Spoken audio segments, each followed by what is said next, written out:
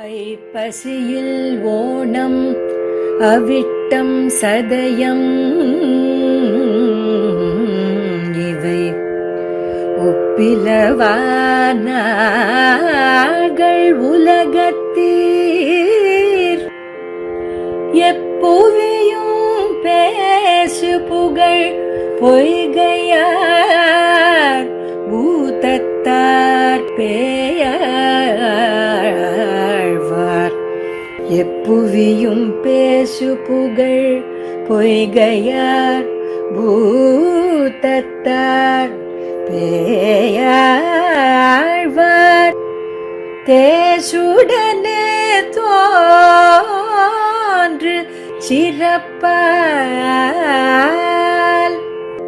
ஐப்பசியில் ஓணம் அவிட்டம் சதயமிவை ஒப்பிலவானார்கள் உலகத்தீர் எப்புவியும் பேசு புகழ் பொய்கையார் பூதத்தார் பேயாழ்வார் தேசுடனே தோன்று சிறப்பால்.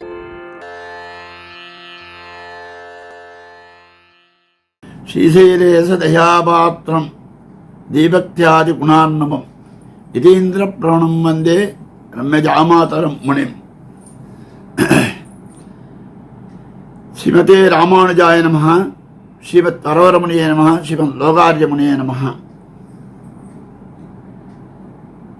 ஸ்ரீகர்கவம்ச விமலோத்ததி பூர்ணச்சந்திரம் ஸ்ரீவெங்கடாரி குருவர்ய தனூஜரத்னம் தஸ்மாதவாப்த நிகமாந்த ரகசியஜாலம் ஸ்ரீமஸ்தலேசே குரும் சததம் பஜாமி. சிலருக்கு சில விஷயங்கள் தான் வருத்தி வருவது, சிலருக்கு தானாகவே வருவது, தானாகவே அதுவும் இல்லாமல் அதுவாக அமைவது என்பது அலபிய லாபம் என்பார்கள். அந்த விஷயத்திலே அடியனுக்கு கிடைத்த பாக்கியம் என்னென்றால், எங்கள் பெருந்தமிழனான பூதத்தாழ்வாரின் பெருமையையும் பூதத்தாழ்வாரை பற்றிய பெருமையையும் அவர் அருளி செய்த திருவந்தாதியின் உரையின் பெருமையையும், அந்த பெருமையை இரண்டு பேர் விளக்கியுள்ளார்கள். ஒருவர் நம்பிள்ளை, மற்றொருவர் பிரதிவாதிபங்கர் காஞ்சிபுரம் பிரதிவாதிபங்கர் அண்ணங்கர் ஆச்சார சுவாமி.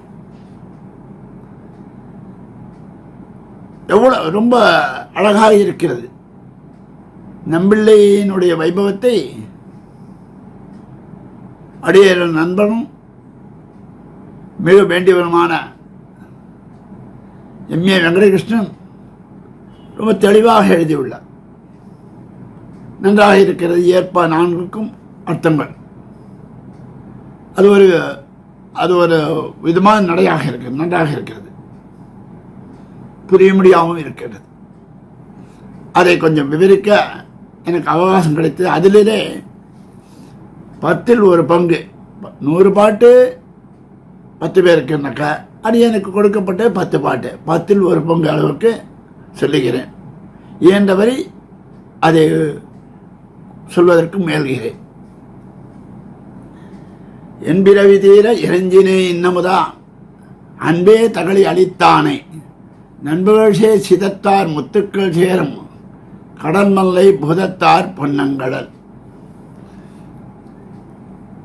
ரொம்ப அழகான விஷயம் என்னென்றால், முதலாழ்வார் சரித்திரத்தை அநேகம் பேர் சொல்லியிருக்கிறார்கள். அவர்கள் சொன்னது ரசமாக இருந்தாலும் ஒரே விஷயத்தையே திருப்பி திருப்பி சொல்லியிருப்பார்கள். அநேக பேர், ஒரு சில பேரை தவிர, ஒரு சில வித்வான்களை தவிர. திருக்கோவலூர் சென்றார்கள். அந்த இடத்தில் எம்பெருமானாலே நெருக்கப்பட்டு பாசுரமிட்டார்கள் என்பதெல்லாம் சரித்திரங்கள்.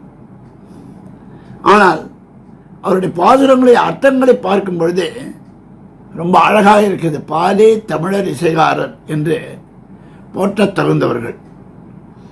அது மட்டும் இல்லாமல் செந்தமிழ் பாடுவார்தாம் வணங்கும் தேவர்கள் என்கிறார்கள். யாரு சொன்னது? நம்மாழ்வாரும் திருமங்கை ஆழ்வாரும். இந்த இடத்துல மணவாள மாமுனிகள் மற்றுள்ள ஆழ்வார்களுக்கு முன்னே வந்துதைத்து நத்தமிழால் நூல் செய்து நாட்டை வைத்த பெற்றிமையோர் என்றும் பாசனம் முடிகிறார். ஒவ்வொரு பெருமை இந்த மூவர்களுக்கும். 3 பேரும் ஒரே வயசாக இருந்த பார்க்கச்சு அழகாக இருக்கு, சின்ன குழந்தைகள் மாதிரியா. அதில் இவர் 3 பேருமே யார் முதல் முதல் 2வது 3வது கிடையாது, 3 பேருமே முதல் ஆழ்வார்கள். அவர்களுடைய பாசுரத்தை சிறிது பாலே தமிழர் இசைக்கார், அந்த பாலை கொஞ்சம் பருகிறோம். பால் சாப்பிட்டால் பித்தம் போகும். இவருடைய பாசனங்களை அனுபவித்தால் நமக்கு சஞ்சாரமாக பித்தம் நீங்கும் என்பதை இந்த பாசனம் மூலமாக நாம் அறியலாம். முதலில் என்பிறவி தீர இறைஞ்சினை இன்னமுதா அன்பே தகழி அளித்தானே நண்புகள் சேர் சிதத்தார் முத்துக்கள் சேரும் கடல் மல்லை புதத்தார் புன்னங்கடல். இதுல மதுரமான இன்னமுது அப்படின்னு என்கிறார். இந்த இடத்துல புதத்தாழ்வாரை வணங்கினால் பிறப்பதும் இறப்பதும் ஆகிற சம்சாரம் தொலைந்து போம். புதத்தாழ்வார் திருக்கடமல்லையிலே குறுக்கத்தி போல அவதரித்தார். தொலைந்து போம், தொலைந்து மோட்சம் சித்தமாகியால் அவரை வணங்கினேன் என்கிறார்.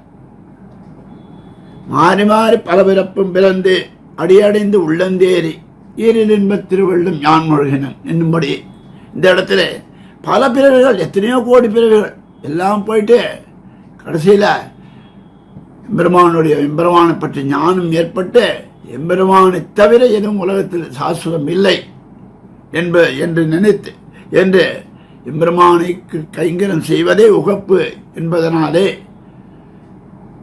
உகப்பித்தால் அந்த எம்பெருமான உகப்பித்தால் மோட்சம் சித்திக்கும் என்பதையும் அறிந்தோம். அதனாலே அதுக்கு காரணம் இந்த ஆழ்வார்களும் ஆச்சாரியர்களும் தான். இந்த புதத்தை இதிலே ஆழ்வார் ஆச்சாரியர்களை வழங்கினாலே மோட்சம் கிடைக்கும் என்று சொன்னார்கள். எப்படின்னா, அதான் சார் தொண்டர்க்கு முதன்னை சொன்மாலைகள் சொன்னேன் என்றோம். இன்னுமா போலே பக்தாமிரதமான திருவந்தாதி பிரபந்தத்தை அருள் செய்த வரும் விலட்சணமான திருக்கடமல்லை திருப்பதியில் திருவவதரித்தவர். இந்த இடத்துல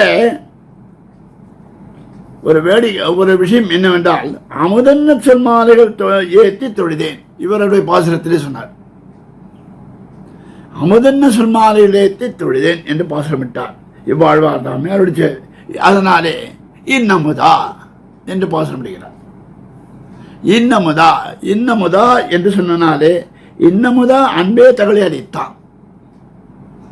கீழே சொன்மாலை அமுதன்ன சொன்மாலைகள் சொன்னேன் என்று பாசுரமிட்டனாலே இன்னமுதா அன்பே தகழி அளித்தாரை என்று தனியிலே பாசனம் முடிகிறார். இது நன்றாக பொருந்தும். அளித்தானை என்னும் இடத்தில் 2 பிரிந்து பூதத்தார் என்ற இடத்தை பூதத்தாரை அன்பே தகழி அளித்தானை இன்னமுதா அன்பே தகழி அளித்தானை என்று சொல்ல வேண்டும். அது மறைஞ்சு இந்த இடத்திலே அளித்தான் என்று நின்றது. பூதத்தாரை ஒருவன் பூதத்தாருடைய அளித்தானே அன்புகழ்சே சிதத்தார் முத்துக்கள் சேரும் கடல் மல்லை புதத்தார் பொன்னங்கள் என்று சொன்னார். வன்புகள் சேர் என்பதும் நண்புகள் சேர் என்பதும் முத்துக்கள் சேரும் இடம். திருக்கடமல்லை திவிதேசத்தை பற்றி ஒரு 2 நிமிடம் சொல்கிறது. அது ஒரு துறைமுக பட்டணம். அது பிற்காலத்தில் 7 பகோடாஸ் 7 கோயில்கள் இருந்தன என்று ஆங்கிலேயர்களாலே சொல்லப்பட்டது. 7 பகோடாஸ் 7 கோயில்கள் மறைந்து விட்டன கடலில். ஒன்று மட்டும் இருக்கிற அளவாய்க்கரை கோயில்.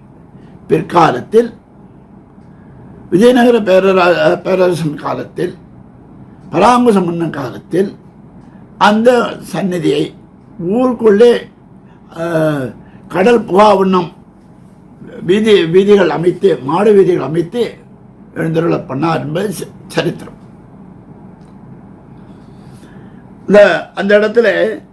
அந்த இடத்துல சொல்ல முத்துக்கள் சேரும், நண்புகள் செய்தார் முத்துக்கள் சேரும். திருக்கடமல்லையில ஒரு விஷயத்தை சொல்லுவார்கள். அந்த பல்லவன் பெரிய ஐஸ்வர்யத்தை கொண்டவன். முத்துக்கள்லாம் அங்கே எப்படி சேரும்னாக்கா, முத்தும் மணியும் நவமணியும் கோவையும் என்று சொல்கிறார் திருமங்கை ஆழ்வார். ஒரு யானையை ஒரு படகில் நிற்க வைப்பான், மற்றொரு படகில் அது எவ்வளவு மூழ்கிறதோ அந்த அளவுக்கு முத்து மணியும் பவளமும் கொடுப்பான் தானமாக. அப்பேற்பட்ட செழிப்புடன் விளங்கியது திருக்கடமல்லை என்னக்கூடிய மாமல்லபுரம். மாமல்லை, மல்லை என்றால் பெருமை, மாமல்லை பெருமை வாய்ந்தது. இவர் மாமல்லை என்று பாசப்படுகிறார். கடன்மல்லைக்கு விசேஷம் தலசேனத்துறைவாரின் பூதத்தாழ்வாரையும் தன்னகத்தே கொண்டுள்ளது. திருமங்கை ஆழ்வார் ஆராய்ந்து விழுந்த பவளத்தூணை என்று பாசப்படுகிறார். பவளம் இந்த இடத்துல சிதத்தார் முத்துக்கள் சேரும், கடன்மல்லை பூதத்தார். ரொம்ப சௌலபியமான பெருமாள், சௌலபியமான ஆச்சாரி, ஆழ்வார் ஆச்சாரியர். ஆச்சாரியர்களும் அப்படிதான், ரொம்ப சௌலபியமானவர். இவ்வளவு நேர்மையாக இருக்குவாள திருவேங்கடமுடியார் போய் சேர்க்கணும்னா அதுக்கு எத்தனை பண்ண வேண்டியதாக இருக்குது. ஆனால் இந்த பெருமாள் வாசல்லே பஸ் ஸ்டாண்ட் இருக்குது, போய் சேர்க்கலாம் எப்போ வேணாலும். கரெக்டாக இன்னும் கேட்டா பஸ் ஸ்டாண்டுக்கும் இடத்த கொடுத்துருக்கான் எம்பெருமான் தன்னை வந்து செய்விப்பதற்காக. இந்த அப்பேற்பட்ட பூதத்தார் அவர்களையும் கொண்டுள்ளது. சீதம் எனக்கு குளிர்ச்சி பிறந்தது. குளிர்ச்சி முத்துக்கு குளிர்ச்சி இயல்பு. முத்துக்கள் என்ற பன்மைக்கு சேர சுவாரஸ்யமான ஒரு பொருள் கூறலாம். 3 வகை முத்துக்கள். முத்துக்கள்லே பலவிதமான முத்துக்கள் இருக்கு. முத்துக்கள்னாலே குளிர்ச்சி தான். அந்த 3 முத்துக்கள் என்ன? ஒன்று கடலில் தோன்றும் முத்தும், கடலில் தோன்றக்கூடிய முத்து, சிப்பிக்குள்ள இருக்கக்கூடிய முத்து.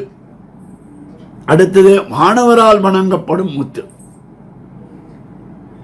என்கிற எம்பெருமான் ஆகிய முத்து. அதான் சொன்னேனே பவளத்தூணை அப்படி சொன்னார். பவளத்தூணை இந்த விபூதியில் இருந்து கொண்டே முக்தர் என்னும்படியாக பூதத்தாழ்வாய் இந்த விபூதியிலே இருந்து முக்தாத்மாக்களை போன்று இருக்கக்கூடியவர் பூதத்தாழ்வாரை கொண்டதுனாலே இது முத்து. முக்தர், முத்து என்பது முக்தர் என்பது ஆயிற்று. 3 வகை முத்துக்களை கொண்டது. முத்துக்கள் நிறைந்த இடம். பூதத்தார் என்பது பூசத்தாயம் என்ற தாதுபடியாக பிறந்து பூதம் என்ற சொல் சத்தையை பெற்றது என்று பொருள். எம்பெருமான திருக்குணங்களை அனுபவித்து சத்தை பெற்றார் என்னும் காரணம் பற்றி பூதத்தாழ்வார் என்ற திருநாமம் ஆயிற்று என்கை. திருவாய்மொழியில கடல் வண்ணன் பூதம் என்கிறார் என்று குறிப்பிடுகிறார். வியாக்கியானத்தில் எதிர்பார்க்கலாம். இனி அடியனுக்கு இடப்பட்ட பாசுரப்படி 61ஆம் பாசுரம் முதல் 70வது பாசுரம் வரை இந்த இடத்துல இந்த பாசுரத்தை அனுபவிக்கும் முன்பாக பாசுரத்தை அனுபவித்து விட்டு அதனுடைய அவதாரியம் சொல்லிவிட்டு அர்த்தத்தையும் ஓரளவுக்கு முடிஞ்சவரையும் சொல்லுகிறேன். நின்னதோர் பாதம் நிலம் புதைப்ப நீண்டதோர் சென்னளந்ததென்ப திசையெல்லாம் அன்னு கருமானியாயிரந்த கல்வனே உன்னை பிரமாணித்தார் பெற்ற பேரு.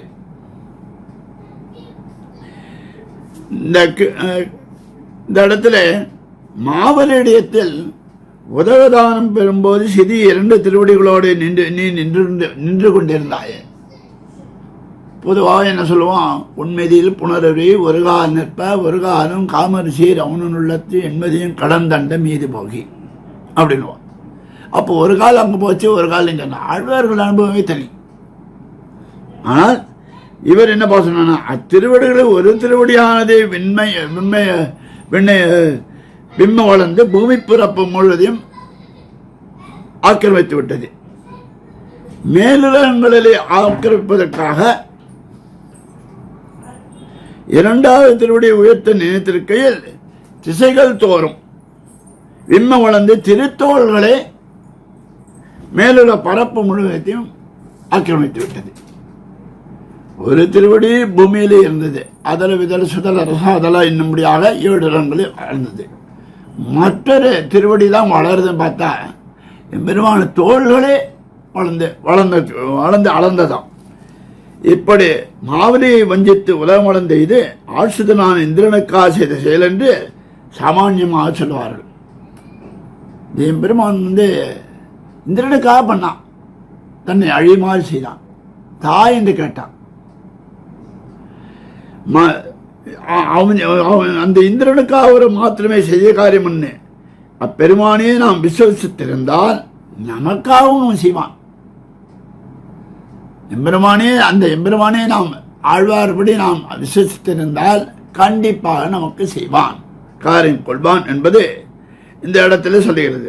தன்னை அழியுமாறு காரியம் செய்துள்ளுவான் என்று ஒவ்வொருவரும் நம்பியிருக்கிறவர்களாக இது சொல்லுகிறது. இந்த இடத்துல சொன்னார். இந்த பாசுரத்தை நம்பிள்ளையினுடைய வியாக்கியானத்தை இட்டு சிறிது அனுபவிக்கலாம். நின்னதோர் பாதம் கீழ் சொன்ன ஆசிர பாரதன் தன்னை அனுஷ்டித்து காட்டினபடி சொல்கிறார். ஆசிரியர்களுக்கு பரதந்திரனாக இருக்கிறான், அதை அனுஷ்டித்து காட்டுகிறார்.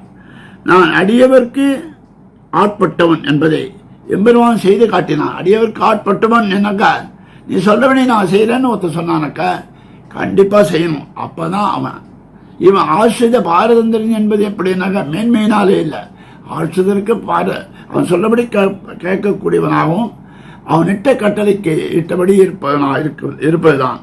இந்த இடத்துல இன்னதோர் பாதம் யாரும் நினையாமல் இருந்த போது பூமி முழுதும் ஒரு திருவடி மறைத்துக் கொண்டது.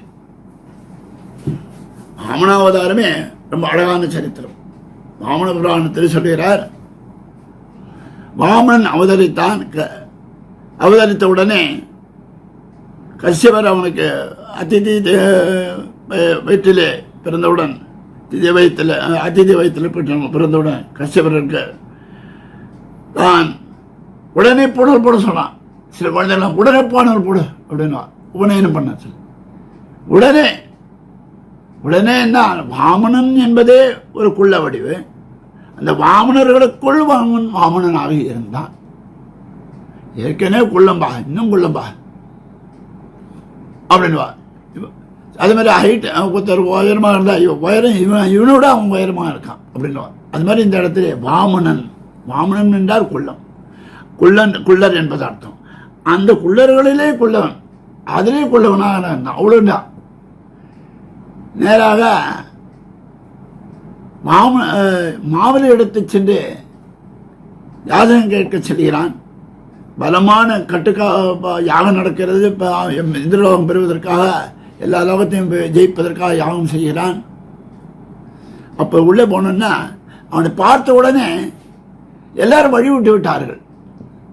சில குழந்தை எல்லாம் என்ன பண்ணுவான், கோஷ்டி நடந்து கிடுக்கிட்டும் உள்ளே போயிடும். அதை யாரும் தடுக்க மாட்டார்கள். ஏன்னா பிரம்மாசங்கள் அந்த சமயத்தில் அப்புறம் முழிச்சுட்டு அதை ஓரமாக உட்கார வைப்பார்கள். அது மாதிரி இந்த இடத்துல இவன் செல்லுவதை பார்த்த உடனே, இவனோட அழகை பார்த்த உடனே எல்லாரும் மயங்கி போய்விட்டா. கையில் ஒரு சின்ன தாழ்மை கூட எடுத்துக்கொண்டு போயிடான். அப்பொழுது அங்கே போனவொடனே மாவலி அப்படி கேட்டான். மாவலி மாவலி அப்படின்னு அவனுக்கு பேரே மறந்து போச்சு. இப்பெல்லாம் சொல்ல தலைவரே அப்படின்னு சொல்றாங்க. அது மாதிரி இல்லை, மாவலி அப்படின்னா ஓ நம்ம அப்பா அம்மா பேர் வச்சு மாவலி இல்லை அப்படின்னு நினைத்தான். மாவலி மூவடி மண்தா என்று சொன்னான். அவன் பார்த்தான், குரல் வந்தவனும் அழகா இருக்கு. அந்த குழந்தை கழிச்சு எந்த எதுனாலும் தரணும் போல இருக்கு. இது வாமன புராணத்தில் உள்ள விஷயம். அப்போ அவன் கேட்கிறான், மூவடிமண் கேட்கிறிய, இதுக்கு நான் பிரம்மச்சாரி, நித்தியகர்மானுஷ்டானங்கள் அனுஷ்டிக்கணும், எனக்கு மூவடி மண் எனக்குன்னு சொந்தமாக வேணும், இப்போதான் நான் பண்ண முடியும். அவன் சொல்கிறான். அதுக்கு மகாபலியும் சொல்கிறான், நான் பெரிய என்னென்ன ஒருத்தர் ஒரு பொருள் யாசகம் கேட்டால் அவருக்கு ஆயுஷம் முழுக்க யாரையுமே கேட்கக்கூடாது, அந்த அளவுக்கு நான் கொடுப்பவன் நீ 3 மண் கேட்குறியா, என் காலால் அளந்து தரேன்னா வேண்டாம் வேண்டாம், அந்தனன் எதற்கும் ஆசைப்பட மாட்டான், நான் என்னுடைய காலாலே யான் அளப்ப 3 மண் தா என்றான். 3 மண் கொடுத்தான். வந்திருக்கிறவன் அந்த அழகை பார்த்தோன்னே, எம்பெருமான் என்னுடைய அழகை பார்த்தோன்னே எல்லாமான இதுவான கொடுக்கணும்னு தோணித்து. இதிலே இன்னொன்று சொல்லுகிறார்கள், சரித்திரம் வளர்ந்துடும், அதுக்காக நான் சொல்லவில்லை. பிரகலாதன் சொப்பனத்தில் எம்பெருமான் அவன் வருவான், உனக்கு கொடுன்னு சொல்லி சொன்னான். பிரகலாதன் சொன்னான். அதை சுக்கராச்சார் கொடுக்காதுன்னு சொல்லி சொன்னார். தானம் கொடுக்கிறவாளை தடுத்தா கண்ணு போயிடும், ஆச்சாரியன் சொல்வதை அவமதித்தால் பதவி போயிடும். இதுதான் சூட்சமானது. அப்போ நீர் வளர்ந்தது. அந்த நீர் வளர்ந்த சரித்திரத்தை திருவடி நீர் ஏற்றினான். திருவடி வளர்ந்த சரித்திரத்தை பாசுரமளாகிறார். நின்னதோர் பாதம் நிலம் உதைப்ப நீண்டதோல் சென்னடந்ததன்ப திசையெல்லாம் தோளே பழுத்து. ஒரு திருவடி இப்படி செய்து நம்மை போலே என்று முருதப்பாமல் ஓருண்டு சரி இன்னொரு திருவடி அளக்க போது பார்த்தா தோளே அளந்துடுத்து. நீண்டதோள் சென்னடந்ததன்ப திசையெல்லாம். எனவே ஒரு திருவடியை சொன்னவர் உடனே திருத்தோள்கள் செய்தபடியை சொல்கிறார்.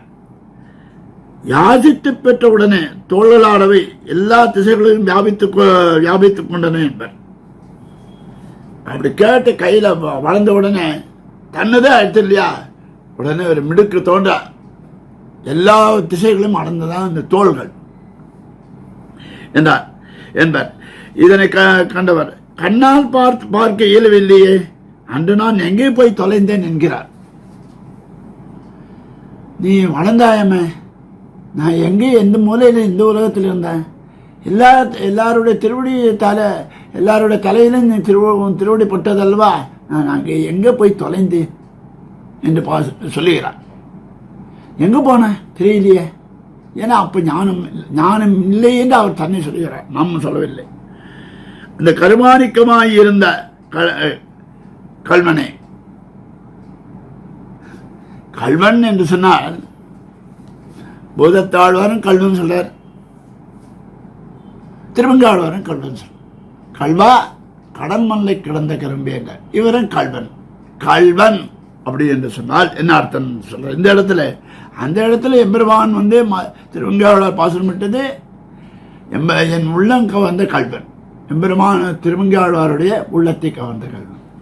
இந்த இடத்துல என்ன சொல்றனாக்கா கல்வா என்று சொன்னார். யாசிப்பதில் அந்த கருமாணிக்கமாயிருந்த களைப்பை ஆற்றும் விடிவை உடையவனாய் பெற்று யாசிப்பதில் வல்லவனாய் கொண்டு போய் வந்தவனே. யாரா பார்த்தா இவனுக்கு எப்படி சில பேர் போவா டொனேஷன் வேணுங்கிறப்பா அவனை பார்த்தோன்னே கொடுத்துருவா. சில பேர் என்னதான் கேட்டாலும் கொடுக்க மாட்டான்.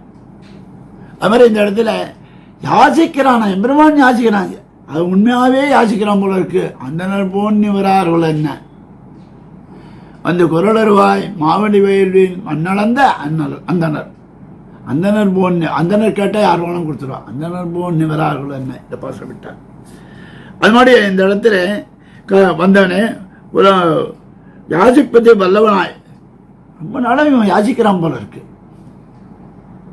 கீழே பாசுரத்து அம்பரமே தண்ணீரே சோரே அருண் செய்யும் அம்பரமே கொடுப்பானாம், சோரே கொடுப்பானாம், தண்ணீரே கொடுப்பானாம். அது மாதிரி யாசித்தே பெறுவானாம். அப்படி வாமனனாக இருந்தான். யாசித்து பெற்றான். யாசிப்பத்தை வல்லவனாய் கொண்டு வந்தவனே உயர்ந்ததான திருமலை கல் என்று கூறினால் வாய் கிழித்து விட மாட்டார்களோ. அப்ப யாசகம் என்று சொன்னால் திருமலை எம்பெருமான் திருவேங்கடமுடியான் இருக்கிறான், திருமலை இருக்கிறான், அந்த போய் சேவிக்கிறோம். எவ்வளவு வசதி! அதான் முன்னோருக்கும் இப்பாக இருக்கக்கூடிய திருமலை. அந்த திருமலை யாராவது வெறும் கல்லுன்னு சொன்னால் யாராவது பெசாம ரெண்டு அறை கொடுத்து வாய் கிழித்து விடுவார்கள் என்கிறார் இதிலேயே.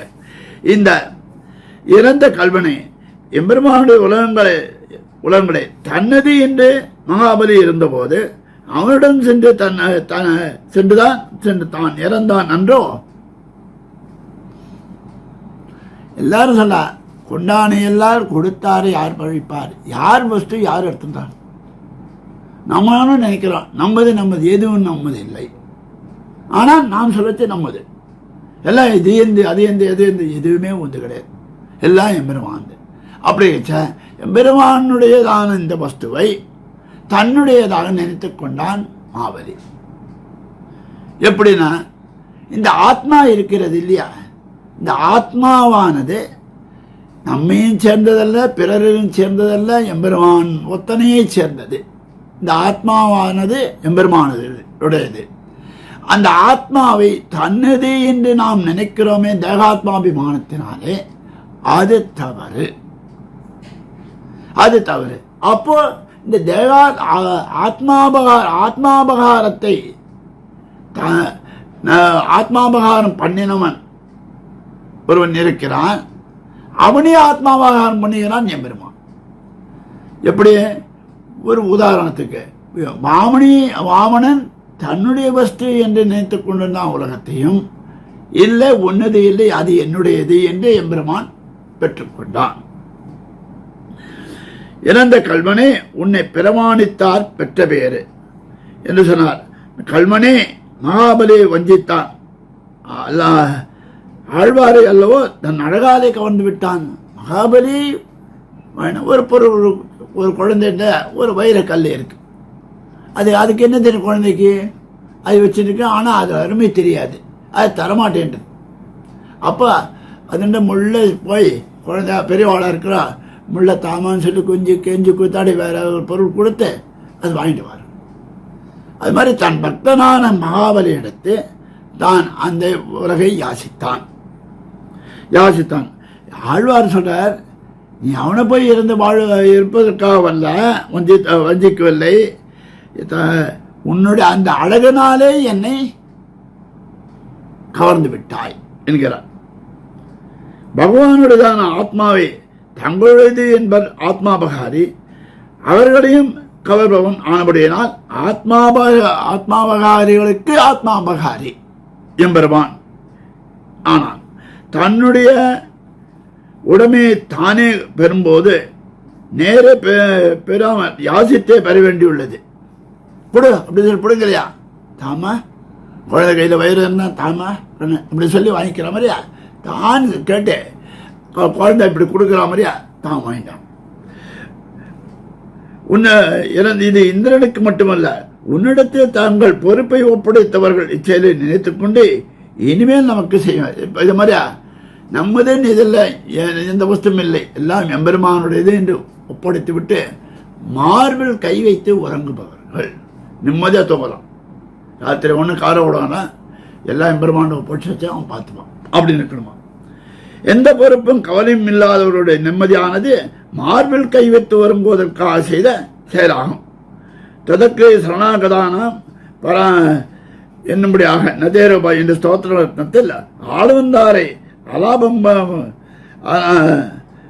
ஆளவந்தார் அலாபம் தம்மளவிலே போகாதே லாபம் உள்ளது, எங்கும் கிடப்பது எங்கனம் தேர்வர் உமர் என்று இந்த சிவைத்தவர்கள் எங்கனம் தேர்வர் எப்படி தேர்வார்கள் சொன்னார்.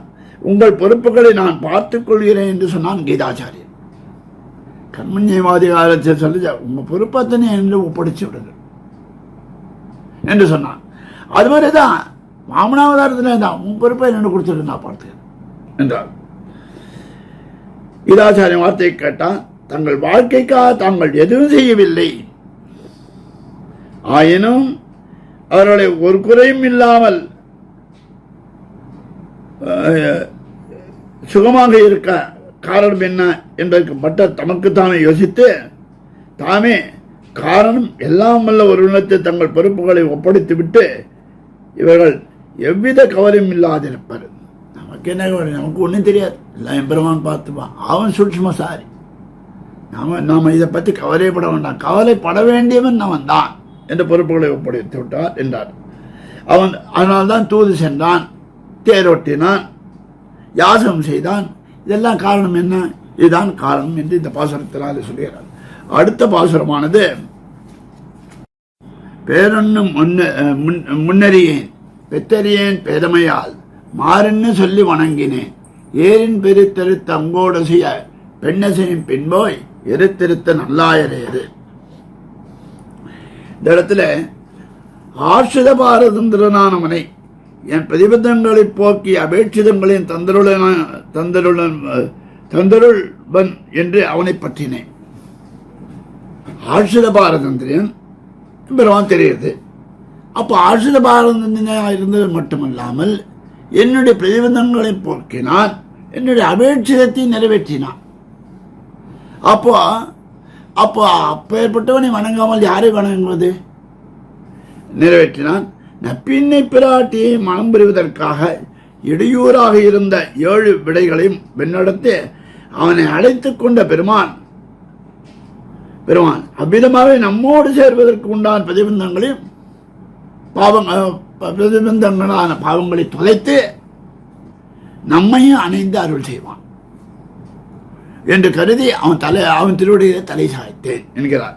அநாதிகாலம் அபிவேகியாய், ரொம்ப நாள் காலம் விவேகமே இல்லாமல் இழந்தேன் எத்தனையும் எல்லாவற்றையும் இழந்து விட்டேன். ஒழிந்த நான் இன்று இப்பேறு பெற்றேன். இன்னைக்குதான் எம்பெருமானை சேர்க்கக்கூடிய பேரு பெற்றேன் என்று பாசப்படுகிறார். இதுல இப்படி ஆசிரித பாரதந்திரமாக இருந்துள்ள அவனை அனுசந்தித்து அவனே என்னுடைய பிரதிபந்தங்களை போக்கி என் அபேட்சிதத்தை தருவானாக கொண்டு அவனை பற்றினேன். நப்பின்னை பிராட்டிக்கு பிரதிபந்தமான எழுதுகளை போக்கி அவன் தனக்காக்கி கொள்கையினாலே நம்முடைய பிரதிபந்தங்களை போக்குவான். எப்படி நப்பின்னை பிராட்டிக்கு போக்கினானோ அதே போல என்னை நம்முடைய நிற்குவான். இதற்கு முன்பு ஒரு நாளும் இந்த பகவத் லாபம் அறிய பெற்றினேன். ஆஹா, இப்ப ஏற்பட்ட லாபம் தெரியாமல் போயிட்ட. பகவத் லாபம் கிடைக்கிறதுனால யாரை விடுவாளா? அதில் பகவத் லாபம் கிடைக்கிறதுனா ரொம்ப சுலபமாக விடுவாளா? கிடைக்க பெற்றினேன். இவ்வாறு இல்லாமையால் இது முதல் தொடங்கி இப்பேற்றை எழுந்துள்ளேன். இதனால இழந்து போய்விட்டேன். பொழுதே பலபலம் போய் நம்ம அறிந்து ஆசைப்பட்டாருக்கு தருமதிரே. யாராவது ரொம்ப அறிந்து ஆசைப்பட்டாலும் எம்பெருமான் தன்னை தருவான். அதுவும் இல்லை. அறியாமைக்கு பெறாமைக்கு நிதானம் இருக்கும்படி சொல்கிறார். அறியாமை இருந்தா பரவாயில்ல, அறிஞ்சு பெறாமையும் இருக்கோமே, ரெண்டுத்துக்கும் வித்தியாசமா தான். முதல்ல அறியாமை இருக்கிறது, அறிந்த அப்புறம் அவனை பெறாமல் இருக்கிறது. ரெண்டு வித்தியாசத்தையும் சொல்ல பாசப்படுகிறார். பேதைமை, இதுதான் பேதைமை. அறிவுக்கேடு, அறிவு இருக்கு ஆனால் கெட்டு போச்சு, அறிவு கேடு என்கிறார் தன்னை. இதற்கு முன்பாக உன்னை புகழனில்லாதே புறம்பே நின்று பண்ணிய கர்மங்கள் வராதபடி அவற்றுக்கு அவன் தடையாக ஆசிரியத்தேன்.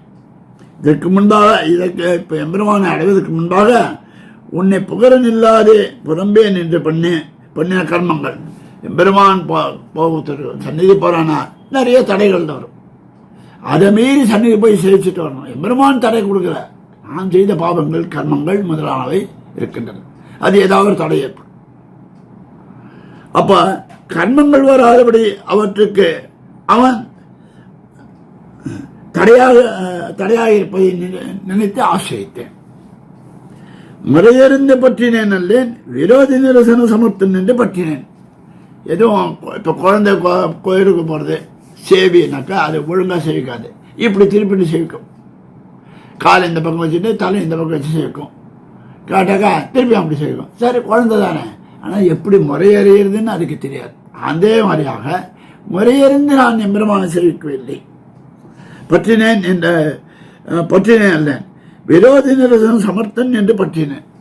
அவன் நம்முடைய விரோதிகளை நீக்குவான், நம்முடைய பிரதிபந்தங்கள் நீக்குவான் என்று அறிந்து அவனை நான் பற்றினேன். ஏரின் எழுத்துக்களுடைய பெரிதான கருத்துக்கள் அவை கோடுகள் நடக்க கொம்புகள் உண்டு. கோட்டிடை ஆடின கூத்து இந்த கொம்புகள் மேல் அவன் அனைத்தும் முறியும்படியாக செய்தான். நப்பின்னை பிராட்டி பக்கம் உண்டான ஆசையை பின் சென்று நப்பின்னை பிராட்டியை பெற தன்னை பேணாதே எருதுகளுடைய கழுத்துக்களை திரிகினான் பற்றினார்க்கு பிராட்டிக்கு பரியுமா போலே. எம்பெருமானை பற்றினால் எப்படி நப்பின்னை பிராட்டிக்கு அவன் பரிந்தானோ அதை போன்றே நம்மையும் பரிவனாக ஏற்றுக்கொள்வான். அப்படிப்பட்டவனை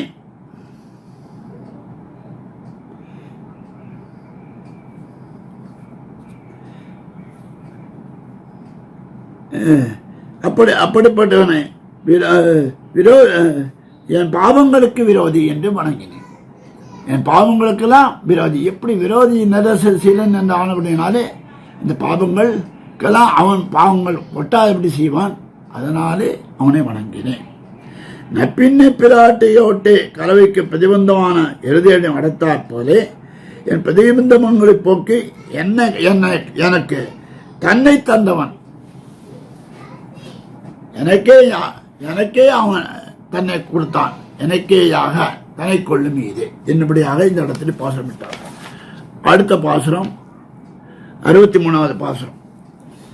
ஏரேழும் வெண்ணடத்த வெந்தை எரியிருவத்தேரேறி பட்டவிடு சாபம் பாரேறி உண்ட தலவாயினரே கோட்டங்கை உண்கிருதி கண்டபருள் சொல்லில் கதை. கீழ்ப்பாட்டில் எம்பெருமானை ஆசிரியத்தேன் என்று அருள் செய்தவர் எம்பெருமானை எல்லாருக்கும் ஆசிரியன் என்று தெரிவிக்க வேண்டி அவனுடைய மேன்மையை தெரிவித்த பொருட்டு அவனுடைய அறனுடைய சாபத்தை நீக்கினபடி சொல்லுகிறார். அந்த கதையை சொல்லுகிறார்.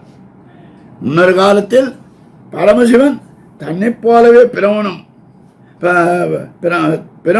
5 தலை உடையிருப்பதனாக இருப்பது. அந்த காலத்தை போட்டி பெறாமல் இருக்கு. ஒருத்தர் தன்னோட ஒன்று ஜாஸ்தியாக எடுத்துனா தாங்காது. உதாரணத்துக்கு இந்த சிவன் தான். இவெல்லாம் ஒரு தெய்வங்கள். இதை நாம் வணங்குகிறார்கள். அதை நினைத்து நாம் பரிதாபத்தான் பட வேண்டியதாக இருக்கு. அதாவது பிரமனும் 5 தலை உடையனாய் இருப்பது பார்த்து பலரும் பார்த்து மயங்குவதற்கு இடமாக இருக்கிறது என்று கருதி அவனது சிரமொன்றை கிள்ளி எடுத்துவிட அக்கபாலம் அப்படியே சிவன் கையில் ஒட்டிக்கொள்ளும். அதற்கு இவன் என் செய்வது என்று கவலைப்பட்ட போது பட தேவர்களும் முனிவர்களும் இப்பாவம் தொலைய மிகவும் பிச்சை எடுக்க வேண்டும் என்று வேண்டும். என்றைக்கு கபாலம் நிறைகிறதோ அன்றைக்கு இது கையை விட்டு அகலும் என்று சொன்னார்கள். சில பேர் சொல்லல இந்த பாவம் பண்ணிருக்க என்ன தோஷம் எப்படி போடுறது எந்த போது இதெல்லாம் பிராயச்சித்தலாம் சொல்லலாம். அதுமாதிரி சிவனுக்கு என்ன பிராயச்சித்தனாக்கா இந்த கபாலம் என்னைக்கு நிறையுதோ அன்னைக்கு இந்த பாவம் போகும்னா. இது வரைக்கும் சிவன் பலகாலம் பல தலங்களிலும் சென்று பிச்சை ஏற்றுக்கொண்டே வருந்தி திருந்தும் அக்கபாலம் மிக நிறைய பெறாமையால் நீங்காமல் போகவே பின்பு ஒரு நாள் பத்ரிகா ஆசிரமத்தை அடைந்து பிரம்ம கபாலம் இப்போ கூட சொல்லுவோம். போயிட்டு வந்தோம் போன வருஷம். பத்ரிகாசிரமத்தை அடைந்து அங்கு எழுந்தருடைய நாராயணமூர்த்தியை வணங்கி இறந்தபோது அப்பெருமான் அட்சயம் அப்படி மார்பிலிருந்து வேர்வேன்னு சொல்லுவார்கள், குருதின்னு சொல்லலாம். பிச்சையிட உடனே அது நிறைந்து கையை விட்டாகின்றது என்று வரலாறு. அது ஒரு சரித்திரம். சிவனுடைய நலம் சிந்தி எரியுருவத்து என்று இந்த பாசுரத்தில் எடுக்கிறார். விடுசாபம் கபாலித்தம் பவிஷ்யசி என்ற பிரமனால் பிரயோகிக்கப்பட்ட சாபம். இந்த அதாவது இன்னும் கூட பின்னாடி சொல்ல போகிறார், பார்க்கலாம், அதே பார்க்கலாம். இந்த சாபத்தை தீர்க்க என்னால் ஆகாது என்று ஒருவரான இப்படி இந்த காகாசுரம் போனோன்னு எல்லாரும் விளக்கினார்களோ தன்னால் ஒன்றும் செய்ய முடியாதுன்னு. அது மாதிரியா சிவன் எல்லாரும் போய் பிச்சை எடுத்தான், என்னால் ஆகாது என்னால் முடியாதுட்டாலும். அப்போ காகாசுரனும் சிவனும் ஒன்று போல இருக்கு. ஏன்னா அவன் அப்படி கஷ்டப்பட்டான், இவன் இப்படி இருக்கான். இந்த சாபத்தை நீக்க என்னால் ஆகாது என்று ஒவ்வொரு கைவிடப்பட்ட சாபம் என்றாவது யாராலும் இது நீக்க முடியாத சாபம். சாபத்திற்கு சாபம் நீங்குவதற்காக என்னும்படியாக சாபம் நீங்கணும்னு எம்பெருமாண்டப்பான் விருப்பத்தினால் முண்டத்தை பாரேறி உண்ட தலைவாய் நிறைய, அதாவது பருந்து முதலான எல்லாம் அந்த முண்டத்தை சாப்பிடுவான். வழக்கம் பற்றிய இதே என்று சொன்னது. தொடரெடுத்த மால்யானை என்னுமா போலே ஒன்குருதி அவதாரத்தை மெப்பாட்டாலே பிராகிருதமான திருமேனி நின்று முண்டான ரத்தமாகியாலே ஒன்குருதி பெருமான் மார்பிலேருந்து வந்துதான் என்று பாசனமுடையார் இந்த இடத்துல இதை கொஞ்சம் விஸ்தாரமாக பார்க்கலாம். அபிமானியான ருத்ரனிடத்திலே தாபத்தை போக்குகையாலும் அவனே ஆசிரியன். அந்த ருத்ரனுடைய சாபத்தை போக்கினாலே அவன்தான் ஆசிரியன். நம்ம கஷ்டத்தை யார் நீக்கிறார்கள்? பிரதிபந்தங்கள் இருக்கட்டும், சாபம், பித்திரு சாபம், பெண் சாபம், இதெல்லாம் சொல்லுவார்கள். எத்தனை சாபங்கள்ல இருக்கு. அந்த சாபத்தில் அதில் சிவனுக்கு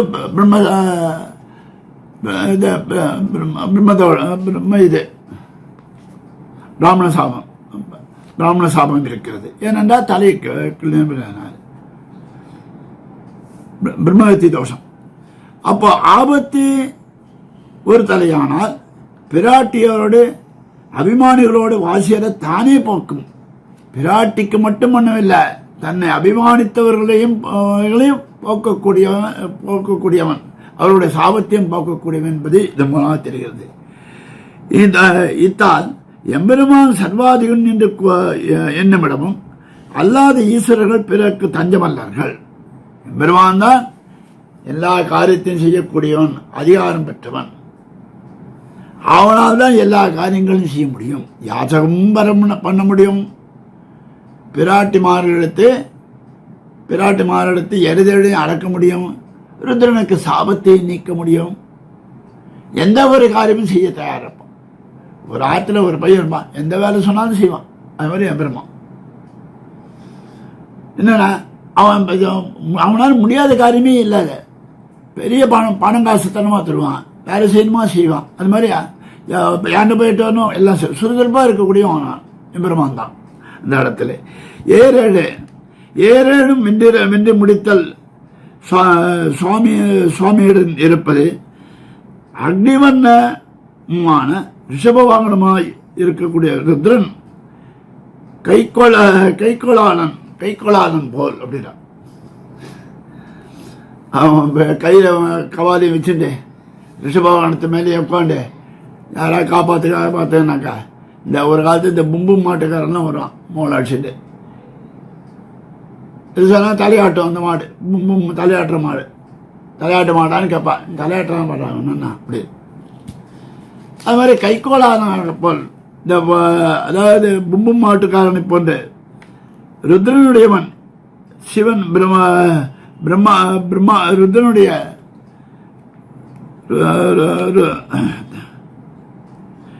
எருதனையுடைய சிவன் என்ன பண்ணான், பிரம்மாவுடைய தலையை கிள்ளும் மாதிரி அவன் அனுபவித்து ஒருத்தன் தலையை எடுத்து விட்டுறேன்னா வெற்றவரெல்லாம் பார்த்துட்டுமா ஒருத்தன் பிரம்மாவும் பார்த்துட்டு இருக்கான். ஒருத்தன் அதாவது ஒரு தலை இருந்து வெட்டினாலே தாங்காது. இந்த 5 தலையில ஒரு தலை எடுத்துட்டா அப்போ கூட உயிர் போகலாம் அவனுக்கு. யாருக்கு? பிரம்மாவுக்கு. அதான் சொல்ல தலையை கிள்ளிய வகை அனுபவித்து பிற அறுத்த அனந்தரம் நீ பாதகியாவாய் என்று கவாரம் கையை விட்டு போவது ஒழிவது என்று சபித்தான்.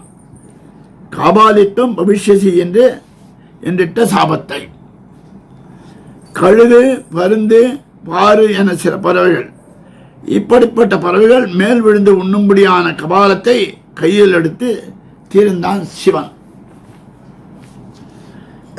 கோட்டங்கை கோடின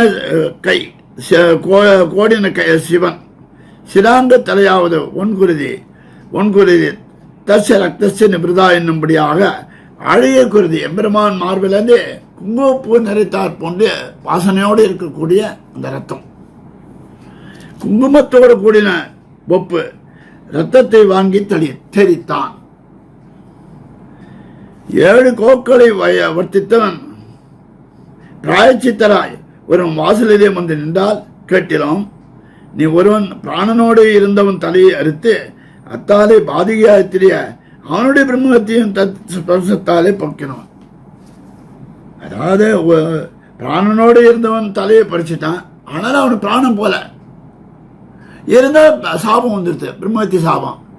அதை போக்கினவன் அவனை பிராணனையும் போகாதபடி பண்ணான், இவனுடைய சாபத்தையும் நீக்கினான் என்பதாக அர்த்தம். இது இவனுக்கும் அவர்களுக்கும் உண்டான அரசு. இப்போ அந்த பிரம்மனுடைய சாபத்தை யாராலும் நீக்க முடியவில்லை, எந்த தேவதைகளாலும் யாராலும் முடியவில்லை. அப்ப எம்பெருமான் மொத்தம்தான் அதை நிவர்த்தி பண்ணினான். தலையேறத்து பாதகையான அவனோ ஈஸ்வரன், தலையார்த்தான் அவனா ஈஸ்வரன். சாபத்தை போக்கினோ சோசனான் எவனோ பார்த்துக்கொள். அப்போ சாபத்தை போக்கினவன் இவன் ஈஸ்வரனா அவன் ஈஸ்வரனா? எம்பெருமான் தான் ஈஸ்வரன் என்று இந்த பாசுரத்தினாலே பாசுரம் முடிகிறார். கதையும் அடுத்த பாசுரம். கதையும் பெரும்பருடன் கண்ணா நின் பேரே இதயம் இருந்தவையை ஏத்தில் கதையின் திருமொழியாய் நின்ன திருமாலே உன்னை பெருமொழியால் காணப்பனே.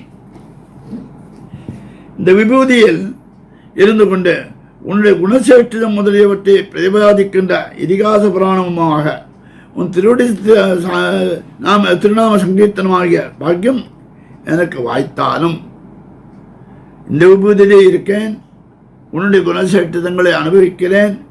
இருந்தாலும் நித்திய விபூதியில் வந்து சென்ற ஹாவு ஹாவு ஹாவு அகமன்னம் அகமன்னம் அகமன்னம் என்னும்படியாக என்னும் வாய்விட்டு பேசி அனுபவிக்கும்படியான பூர்ண அனுபவத்தை எனக்கு தந்துவிடுவேன். எவ்வளோ அனுபவிக்கிறோம் இல்லை இல்லை, ஆனால் பரிபூர்ணமான அனுபவம் இங்கே இல்லை. நம்ம பெருமாள் பண்ணிட்டே இருப்போம், யாராவது ஃபோன் வரும், இப்போ தான் ஃபோன் தான் இருக்கு, செல்ஃபோன், உடனே பேசினாக்க நம்ம அங்கே போயிடும் புத்தி. யாராவது அந்த சமயத்தை பேசுவார்கள், அவர்களிடத்து புத்தி போயிடும். ஆனால் இந்த பரிபூர்ணமான அனுபவம் இந்த இடத்துல இந்த லீலா விபூதியில் இந்த விபூதியிலே கிடையாது. அதை அனுபவிக்க வேண்டும் என்றால் எம்பெருமானே அங்கே அந்த பரமத்தில் தான் கிடைக்கும் என்கிறார். கதை என்பது சாமானிய சப்தம், இங்கே பகவத்கீதையான இதிகாச புராணங்கள் என்று விசேஷ பொருள். இந்த கதை என்பது இதிகாச புராணங்களை தான் சொல்கிறது. ஸ்ரீ ராமாயணம், ஸ்ரீ மகாபாரதம் முதலான இதிகாசங்களையும் வைஷ்ணவம் ஆத்ம முதலான புராணங்களையும் மூலம் மாத்திரமே சிந்தித்தாலும் அவற்றின் அர்த்தங்களை சிந்தித்தாலும் அவற்றின் உட்கருத்தை அறிந்து அனுசிந்தித்தால் நம்மால் எல்லாம் உன்னுடைய திருநாமங்களாக இருக்கும் என்பதை சிந்தவை. எல்லா விதமானாலும் எம்பெருமானை பற்றி தான் சொல்கிறது. எம்பெருமானை பற்றி சொல்லாத விஷயங்களே இந்த உபநிஷத்தாகட்டும், இதிகாச புராணங்களாகட்டும், ஆழ்வார்கள் இது சொற்களாகட்டும், வேதங்களாகட்டும், எதுவாக இருந்தாலும். ஏனென்றால் கதையின் திருமணியாக நின்ன திருமாலே அந்த இதிகாச புராணங்களில் அக்ஷரங்களாக அமைந்துள்ளனவன் நீயே ஆதலால். காரணம், ஒவ்வொரு அக்ஷரமும் எம்பெருமானாக இருக்கிறான், எம்பெருமான் இருக்கிறான், அக்ஷரத்துள்ளும் இருக்கிறான். சொல்லுவன் சொற்பொருள் தான் அவையாய் என்னும்படியாக, சொற்பொருள் தான் அவையாய் என்னும்படியாக அமைந்துள்ள நீயே ஆதலால் அவற்றை சொல்லுவதும் அவற்றின் அர்த்தங்களை தாத்பரியங்களையும் அனுசந்திப்பதும் உன்னுடைய திருநாம சங்கீர்த்தனமே. அந்த அர்த்தமும் அனுபவிக்கிறோம்,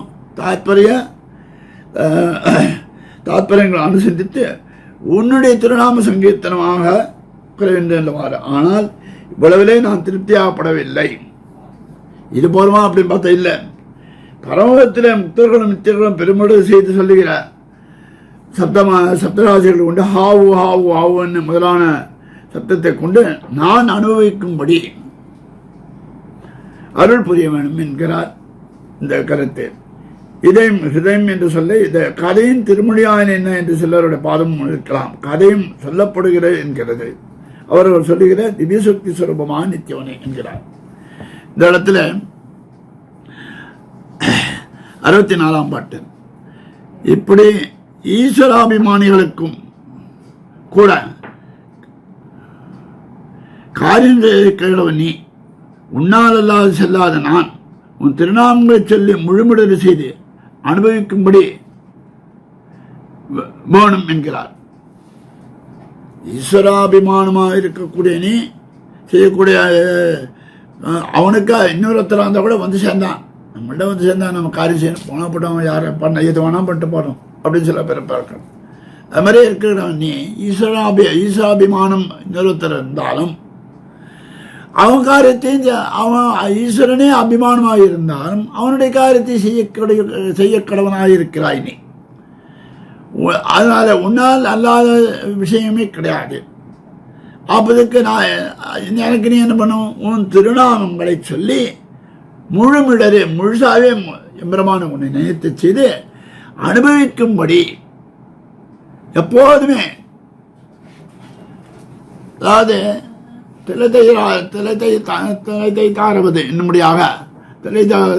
திளைத்தாராவது என்னும்படியாக விச்சின்னமாய் அனுபவிக்கணும் என்றால் பரமத்திலே அனுபவிக்கணும். அந்த அனுபவத்தை தர வேண்டுகிறேன் என்றால் இந்த பாசுரத்திலே கதையின் இதிகாச புராணங்கள் என்று பார்க்க சொல்லித்தானது உன் குணங்கள் முழுவதற்கும் வாசகமான திருநாமங்களே. எம்பெருமான் அறப்பெரியன், எம்பெருமான் மேன்மை உள்ளவன், எம்பெருமான் நேர்மை உள்ளவன், எம்பெருமான் குணங்களை உடையவன், எம்பெருமான் ஆசிரபிரதந்தன், எம்பெருமான் பல அவன் குணங்கள் வாத்சல்யம், மார்த்தம், ஆர்ஜம், சௌகார்த்தம் முதலான குணங்களை சொல்லுகிறன. இதையும் இருந்த அவற்றின் முழுமையும் கொள்ளாமல் அவற்றை உட்பொருளை கொண்டு துதித்தாலும் முழுமையாக கொள்ளாமல் அதனுடைய உள்ளர்த்தத்தை சுவாபதேசம் என்பார், உள்ளர்த்தத்தை துதித்தாலும் அப்படியே இதிகாச புராணங்களில் இதையும் இருந்தபடி பார்த்தால் அவற்றின் முடிவாக சொல்லப்பட்டது உன் திருநாமம். கடைசியில் பார்த்தால் எல்லா திருநாமங்களும் ஒன்னே தான் சொல்லுகிறது. கதையின் திருமொழியாய் உபனிஷத்தில் கூறப்பட்டுள்ள வித்யைகளும் திருமாலான உன்னையே தெரிவிக்கும் நிலை கொண்டுள்ளன. இதிகாச புராணங்களும் உன்னை சொல்லுகிறது, உபனிஷத்தும் உன்னை சொல்லுகிறது என்கிறார். பொருளை உடைய சொல்லானது எம்பெருமானையும் பிராட்டியும் காட்டக்கூடியதாக இருக்கும். ஒரு பொருள் நிற்க ஒரு சொல்லானது பொருள் ரெண்டு இருக்கிறது. அந்த சொல் எம்பெருமானை சொல்கிறது. பொருள் எம்பெருமான் பொருள், பிராட்டி சொல். ஒரு சொல் என்னது என்றால் அது பொருள் இருக்கணும். பிராட்டியானது இந்த இடத்தில் சொல்லாக இருக்கிறாள், எம்பெருமானானவன் பொருளாக இருக்கிறான். அர்த்தோ விஷ்ணு இயம்வாணி என்கிறது விஷ்ணு புராணம். இப்படிப்பட்ட சொற்களால் உன்னை காண்பது என்று இல்லாமல் அகமன்னம் என்னும்படியாக பரமாத்மாவுக்கு நாம் அன்னம், நான் அன்னம் என்ன பெருங்குரலே, அவன் என்னை அனுபவிப்பதை நான் அனுபவித்துக் கொண்டிருக்கிறேன். அவன் என்னை போக்கியமாக அனுபவிப்பதை சில பேர் சாப்பிட சக்கரை பொங்கல் சாப்பிட்டான், நல்லா இருக்குன்னு அவரை அவ பண்ணிட்டு இன்னொருத்தர் போட்டுனா அந்த சக்கரை பொங்கல் நல்லா இருக்கு, ரொம்ப நல்லா இருக்கு. அவர் சந்தோஷப்படுவதை போலவே நீ சந்தோஷப்படுவதை பார்த்து நான் சந்தோஷப்படுகிறேன் என்கிற அகமன்னம் என்று கூறி உன்னை காண அருள வேண்டும். அதுதான் விச்சின்னமாக விச்சேதமாக இல்லாமல் இருக்கிறது என்கிறார். குறையற்ற சொல்லால் உன்னை அனுபவிக்கும்படியாக செய்தருள வேண்டும் என்கிறார். நான் பாசுரமிட்டேன், அது குறைகள் இருக்கலாம், ஆனால் அந்த குறைவெல்லாம் இல்லாமல் எப்போதுமே உன்னை அனுபவிக்கும்படியாக அந்த சொல்லை சொல்லும்படியாக நீ எனக்கு செய்ய வேண்டும் என்கிறார். உன்னை கண்ணால் கண்டு பேசும்போது நான் குறைவிட்ட சொற்களால் பேச முடியும். நேர பார்த்தனாக்கா ஒரு குறை இல்லாமல் பார்க்க முடியும். கதையின் திருமொழியாயின் என்ன என்ற இடத்தில் உபநிஷத்துக்களை கூறுகிறது என்று சொல்லாமல் இதிகாச புராணங்களையும் சொல்கிறார் என்கிறார். உன்னை நேர சாட்சாத்கரித்து பாடினால் ரொம்ப சந்தோஷம். அப்போ சொற்களால் பேச முடியும், குறைவற்ற சொற்களால் பேச முடியும் என்று இந்த பாசுரத்தினாலே சொன்னார். அடுத்த பாசுரத்திலே இது கண்டாய் நன்னஞ்சே இப்பிறவியாவது அது இல்லை,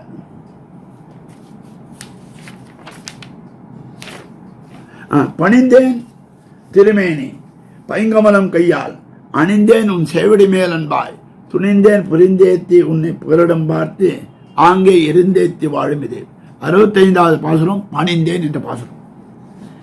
இந்த பாசுரத்திலே இதுவரை தாம் பெற்ற லாபத்தை முன்னடிகளில் பேசித்து இனி பெற விரும்பும் லாபத்தை பின்னடியில் பேசுகிறார்.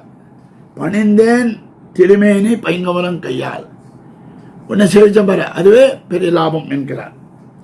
திருமேனி பணிந்த உன்னுடைய திவ்யமங்கல விக்கிரகத்தை செவித்து அதிலே ஆழங்காற்பட்டு வேறற்ற மரம் போல விழுந்தேன் என்றபடி அன்பாய் உன் செவடி மேல் கையால் பைங்கமல பணிந்தேன். அன்பாய் உன் செவடி மேல் கையால் பைங்கமலம் அணிந்தேன். அடிமை செய்யாவிடு தரிக்க மாட்டாத பிரேமத்தை உடையனாய் கொண்டு எம்பெருமானுக்கு கைங்கரம் செய்யாமல் என்னால் தரிக்க முடியாது என்று கொண்டு உன்னுடைய திருவடிகளின் மேல் அழகிய தாமரை பூவை முதலான நன்மலர்களை கைப்படைத்த பிரயோஜனமாக மந்திர புஷ்பம் சேவிக்கிறது முதலானவை செய்யுமாறு சமர்ப்பிக்கப்பட்டேன். இப்படிப்பட்ட ஆழ்வாரை நோக்கி பெறுவான். விபூதியில் உமக்கு இவ்வளவு அனுபவம் வாய்த்ததாக இல்லை, இனி ஒரு குறையும் உண்டோ? இதான் ஆயிடுத்த, உமக்கு தான் ஒன்றும் குறையில்லை என்று சொன்னான். இங்கே இருந்து கொண்டு இப்படியே போக்கலாம் பொழுது போக்கலாமே என்று சொன்னான். அதற்கு உத்தாரமா பின்னாடி விபூதியில் கிடைக்கிற அனுபவம் நிலைத்திருக்க மாட்டாது. கொஞ்ச நாள் ஒரு 10 நிமிடம் ஆச்சுன்னா சுவாமி எழுதுறோம் மணி நேரத்து மேலே திருவாரூர், அதனால அதை அனுபவிக்க முடியாது, நிலைத்திருக்க மாட்டாது. ஆற்றங்கிற வாழ்மரம் போல் அஞ்ச வேண்டிய விபூதியாக இருக்கிறது எப்போனாலும் சாஸ்வதம் இல்லாதபடி ஆயிடும். ஆகையால் முடிவாக போய் சேர வேண்டும் விதமான பரமத்தில் போய் சேர்ந்து அங்கே இருந்து கொண்டு பல்லாண்டும் பரமாத்மனை சூழ்ந்திருந்தேத்துவர் பல்லாண்டே என்னும்படியாக சொல்லப்படுகிற மங்களாசாசனத்தை கொண்டு வாழும் வகை என்று உரியதென்று துணிந்திருக்கிறேன். அதுதான் வாழும் வகை என்று சொல்ல புகலிடம் நாம் போய் புக வேண்டும் இடம் என்ற காரணத்தினாலாவது அவதார சமாப்தியான பின்பு எம்பெருமான் போய் புகுமிடம் என்று புகுமிடம்னாக்கா கடைசியில் நாம் போகக்கூடிய இடமும் அதான். எம்பெருமான் அவதாரங்கள் முடிந்தாட்டு போகக்கூடிய இடம் அதான். அது எதுனா பரமபதம் என்று என்கிறார் இந்த பாசுரத்தில். இதை பார்க்கலாம்.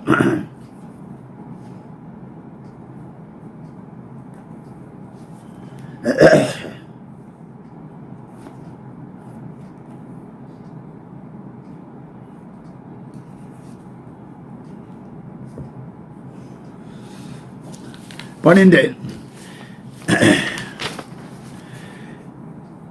இன்றாக உமக்கு செய்ய வேண்டியது ஒன்று உண்டோ? எம்பெருமான் கேட்கலாம், உமக்கு ஏதாவது செய்யணுமா? எல்லாம் முடிச்சுட்டேனே அப்படின்னா, நேர் எல்லாம் பெற்றிருந்தேர் பெற்றிருந்தார் காணும் என்ன அந்த லாபத்தை என்ன சிந்தித்து அதுக்கு அனுகூலமாக பரிமாறுகிறார். ஆமாம்மா நீ எல்லாம் கொடுத்து அதுக்கு தந்த வரம் செய்கிறேன். பணிந்தேன். எம்பெருமானுடைய ஸ்வரூபத்தை தெரிவிக்கும் குணங்களை விட அவனுடைய திருமேனியை என்றால் ஆழ்வார்கள் மிகவும் விரும்பியிருப்பார்கள். ஒரு நாள் காணவாராயே, ஒரு நாள் கூவிக்கொள்ளுங்காலம் இன்னும் ஒரு காலம் என்னும்படியாக ஒரு நாள் காணவாராயே, விண்மீது நடப்பாய் மண் மீது நடப்பாய் விண்மீது என்று பாசனம் முடிகிறார். அது மாதிரி இந்த இடத்துல எல்லாம் இங்கு ஆழ்வார் உன் திருமணியை கண்டு உன் திருவடிகளில் விழுந்தேன் என்கிறார்.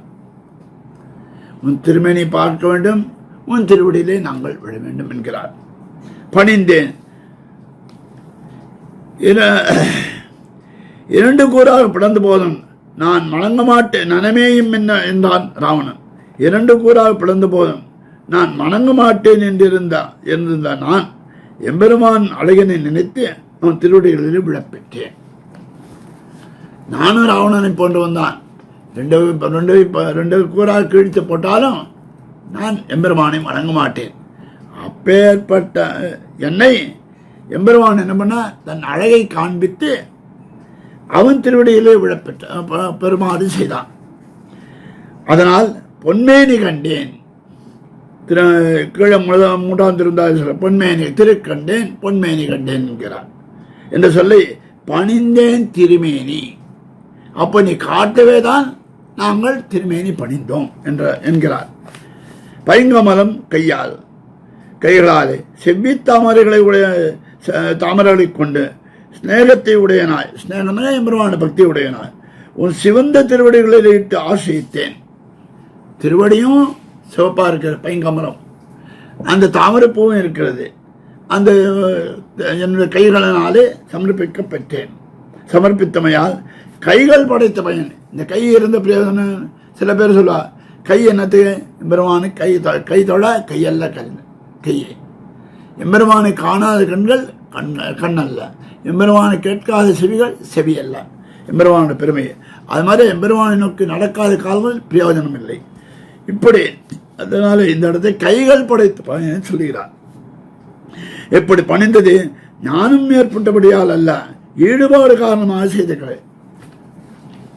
ஞானம் ஞானம் ஞானம் எனக்கு ஒன்றும் ஞானம் ஏற்படலை, ஒரு ஈடுபாடு தான் செய்யணும்னு ஒரு சில பேர் சொல்கிறாரு. கொஞ்சம் ஈடுபாட்டோடு செஞ்ச அக்கறையோடு செய்ய அப்படின்னு. அந்த அக்கறை தான். நீ புறப்படும் போது முன்புறம் சேவித்து பிறகு பின்புறம் சேவித்து உன்னை துணிந்தேன். முன்னாடி போச்சேன்னு சேர்க்கணும், பின்னாடி வரைச்சேன் வா போகுவா இன்னும் ஒரு கால் வந்து போடணும் மாதிரியா. நீ எழுந்துள்ளும் போது உன் பின் அழைத்து அங்கிருந்து போகப்பட்டாமல் உன் பின்னடை கண்டு அவ்விடத்திலே இருந்து உன்னை துதிக்கின்ற இந்த நினைவு மாறாமல் இப்படியே தொடர வேண்டும். நீ நடந்து போச்சு உன் பின்னடை சேவிச்சுட்டு அதை மாறாமல் எவ்வளோ அழகாக இருக்கிறான் என்று தோண வேண்டும். உன்னை துதிப்பதில் துணிந்தேன். அப்போதான் பேர்பட்டவனை சேவிச்சா இவனை தான் சேவிக்கணும் என்று துணிந்தேன் என்கிறான். திருமலை நம்பியிடம் நெடுங்காலமாக பழகியவர் ஸ்ரீ பராங்குசதாசர் என்பவர். அவர் திருமலை நம்பி அருளியதாக கூறுவார். இப்பாட்டில் புகலிடம் என்பது எம்பெருமான அவதாரத்தை முடித்துக் கொண்டு மீண்டும் எழுந்தருளும் இடம் சிவைகுண்டம் என்பார். எம்பெருமான் அவதாரத்தை முடித்துக் கொண்டு செல்லக்கூடிய இடம் சிவைகுண்டம் என்பார்.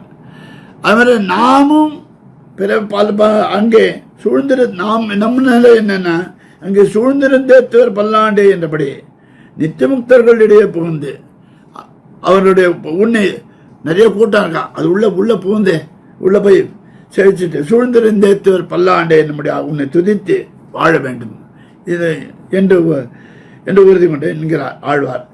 எனக்கு என்கிறார் இந்த பராங்குசதாசன்.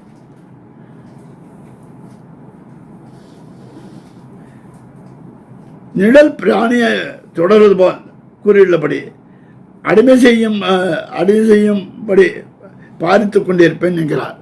அடிமை நிழலானது எப்படி உடம்பு இந்த சரீரத்தை விட்டு சரீரத்தோடு தொடர்கிறதோ அது மாதிரி பெருமானே உன் திருவடிகளில் விழுந்து உனக்கு செய்யும் கைங்கரியங்களை செய்து கொண்டு இருப்பேன் என்கிறார் இந்த பாசுரத்தினாலே.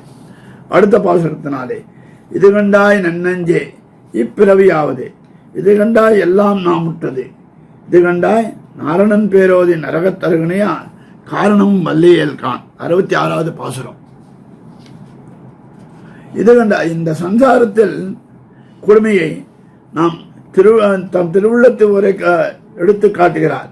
நன்னஞ்சே எதுவுமே பிறர் சொன்னால் கோபம் வரும், தன்னுடைய நெஞ்சை சொல்கிறார்.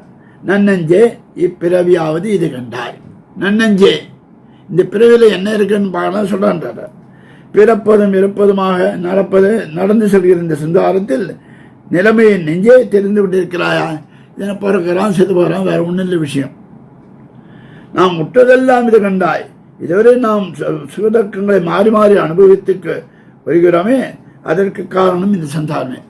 சுகமும் இருக்கு, கஷ்டமும் இருக்கு. காரணம் என்ன? இந்த சம்சாரம் தான் காரணம்.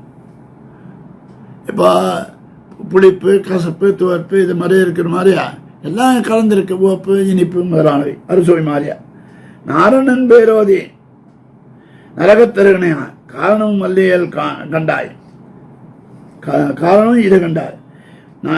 நித்திய விபூதி ஒரு மூலையில் இருந்து கொண்டு ஸ்ரீமன் நாராயண திருநாமங்களின் நாம சங்கீர்த்தனம் பண்ணிக்கொண்டு நரகபரிமான இந்நிலத்தின் அருகிலும் அணுகாதிருக்க நரக பிராபியமான இந்நிலத்தின் அருகிலும் அணுகாதிருக்க வேண்டும் என்று பெருந்தர்ம ஞானத்தில் வெறுப்பு கொண்டிருப்பது காரணமும் இந்த சம்சார தோஷங்களே யாம். இதுக்கு காரணம் என்ன? உலகத்தில் ஒரு மூலையிலே இருக்கோம், அந்த இடத்தை பெருமான திருநாமங்களை சொல்லிக் கொண்டிருக்கிறோம். அந்த சங்கீர்த்தனத்தை பண்றதுனால அது என்ன? நரகபரியமான இந்த உலகமே நரகத்தை போன்றது. உலகத்தின் அருகிலும் அந்த உலகத்தில் ஒட்டாமல் நாம் இருக்கிறோம். அது மேலே ஒரு காரணம் என்ன? அது மேலே ஒரு வெறுப்பு கொண்டு இருப்பதும் இதற்கு காரணம். அது இந்த உலகத்தை பார்த்தாலே வெறுப்பாக இருக்குது. அப்போ ஒட்டாமல் இருக்குது. எல்லாரும் வெறுத்தா எல்லாரையும் ஒதுக்கு நல்லது. அது ஒரு விதத்தில் நல்லது. இந்த சம்சாரத்தின் தோஷங்களாய் இது காரணம் சம்சாரத்தின் தோஷம் என்கிறார். நாம் வெறுப்பு கொண்டு இருப்ப காரணமும் இந்த சம்சாரத்தின் தோஷங்களே யாம் என்க. விபூதியின் தோஷங்களை கொண்டு இதை நரகம் என்று ஞானிகள் சொல்வார்கள். இந்த பூமியில் பார்த்தா நல்லதுன்னு சொல்லுவார்கள், கெடுதல்னு சொல்லுவார்கள். எம்பெருமான் சம்பந்தப்பட்டு இருந்தால் நல்லது, எம்பெருமான் சம்பந்தப்பட்டு இருந்தால் ஞானம். அது மாதிரி இந்த இடத்துல நல்லது எம்பெருமான் சம்பந்தப்படாத விஷயங்கள் அழிந்து போகக்கூடியவை எவையுமே நரகம்தான் என்கிறார்கள். வள்ளியல் கான் உலகத்தை மறைபொருளாக இருக்குமோற்று ஒரு எடுத்துக்காட்ட வேண்டி கண்ணெதிரே நன்கு புலப்படும் விஷயங்களை எடுத்துக்காட்ட வேண்டிய அவசியம் இல்லை. கண்ணெதிரே பார்க்கிறோம். நரக அனுபவம்லாம் என்னென்ன, யார் யார் கஷ்டப்படுறா, யார் யார் சுகப்படுறா, இதெல்லாம் பார்த்து கொண்டு இருக்கிறோம். விஷயங்களை எடுத்துக்காட்ட வேண்டிய அவசியம் இல்லை. இந்த சம்சாரத்தின் தோஷம் மறைவானதில் நேர கண்ணுக்கு நேரே தெரியுது. யார் யார் என்னென்ன தோஷம், என்ன பாவம்னா என்னென்ன அனுபவிக்கிறார்கள் பார்க்கிறோம். நீயே பிரத்யட்சமாக காணலாம். பாவத்தாலே கண் குருடானால் சம்சார தோஷம் தெரிய மாட்டாது. பாவம் தெரிஞ்சது கண்ணு முடிந்த போனாக்க சம்சார தோஷம் தெரியாது. அப்படி என்னைக்கு நீ காண வல்லையேல் நீயே நன்கு கண்டுகொள், நீயே இதை பார் என்கிறார். இந்த பாட்டு கருத்தை மற்றும் பல வகையாக பண்ணி வரைக்கலாம். இந்த இடத்துல சொல்ல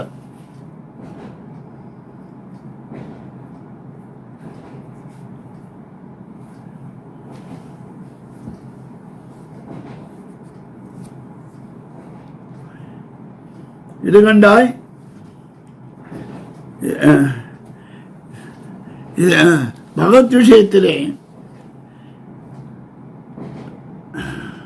ஈடுபட்டால் பேரு பகவானை தவிர மற்றவர்களில் மற்ற விஷயங்களில் ஈடுபதால் வரும் கேட்டு நினைத்து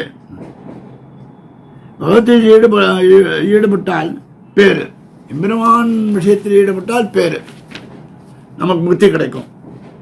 பகவத் விஷயத்தை தவிர மற்ற விஷயங்களில் ஈடுபடுவதால் வரும் கேட்டை நினைத்து பகவத் விஷயம் தவிர மீதி எந்த ஒரு விஷயமாக இருந்தாலும் அதனால் கேடுதான் ஏற்படுகிறது. உலகில் ஆசை ஏற்பட்டால்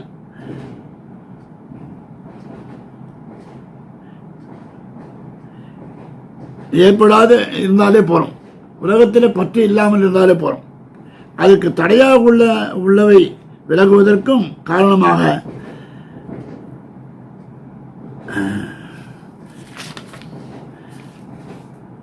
அமைய உலக விஷயங்களை தோஷங்களை காண்கையே என்கிறார். அது காரணம் என்ன? உலகத்தில் ஆசைப்படுறது, அதுக்கு உண்டான பற்று இருக்கு இல்லையா, அதில் ஆசை போகிறதுனால்தான் நமக்கு தோஷங்கள்லாம் தெரியவில்லை.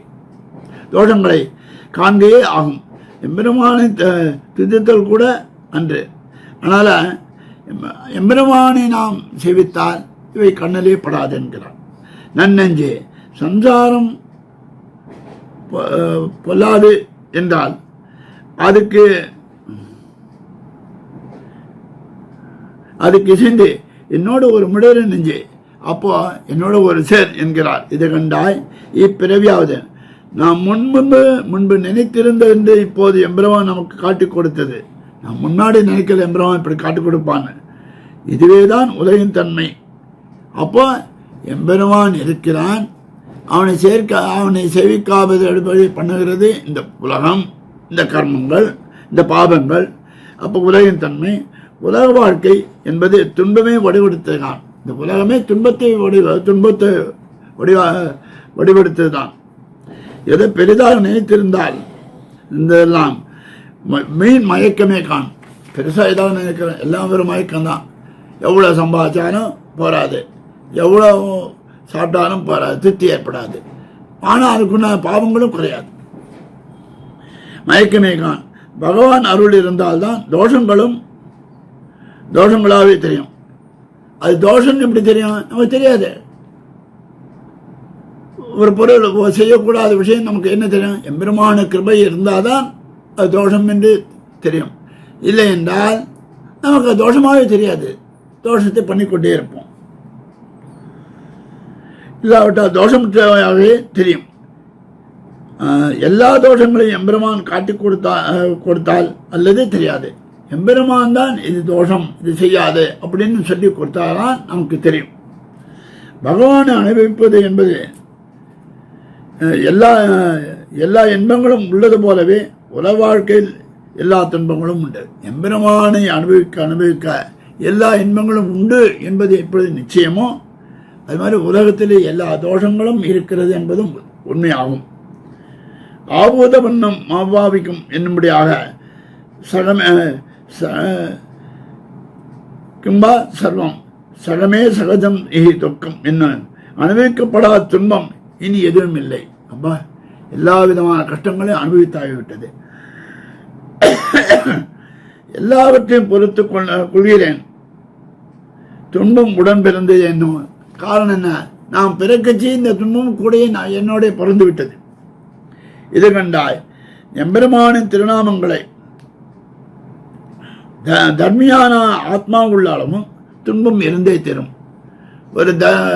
ஒரு ஆத்மா தர்மமான இருந்தாலும் அவனுக்கு துன்பம் என்பது கூடவே இருக்கும்.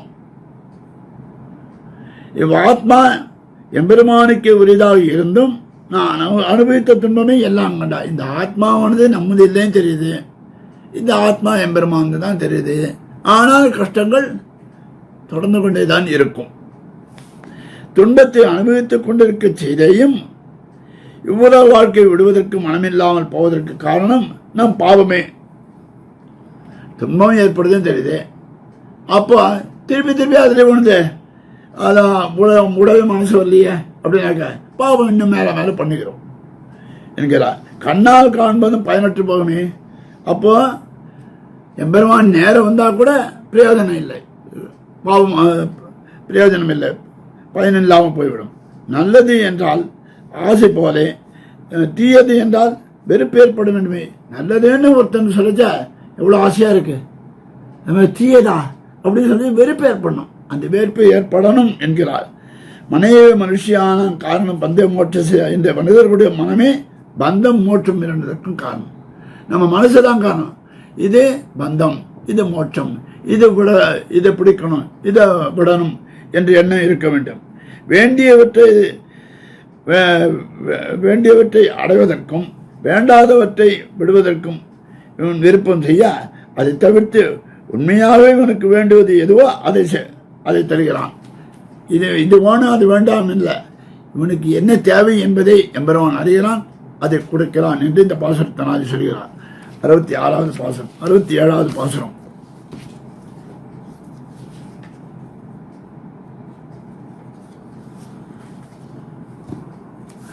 கண்டேன் திருமேனி யான் கனவில் ஆங்கவன் கை கண்டேன் கனலும் சுடராடி கண்டேன் ஒரு நோய் வினையிரண்டும் ஓட்டுவித்து பின்னும் மறுநோய் செருவான் வலி. ஆழ்வார் தம் உள்ளத்தே சம்சார தோஷங்களை எடுத்துரைக்க கண்ட எம்பெருமான் எம்மா விட்டு திறமும் செப்பும் என்றும் இச்சுவை தவிர யான் போய் இந்திரலோகமாறும் அச்சுவை பெருணும் வேண்டேன் அரங்கமான அகரோடானே என்றும் என் அமுதனை கண்ட கண்கள் மற்றொன்றனை காணாவே என்றும் வைகுண்ட வாசேபி நமேபி ராசா என்னும் ஞானிகள் பேசானிருக்க இந்நிலத்தை இப்படி எகழ்கிறாரே.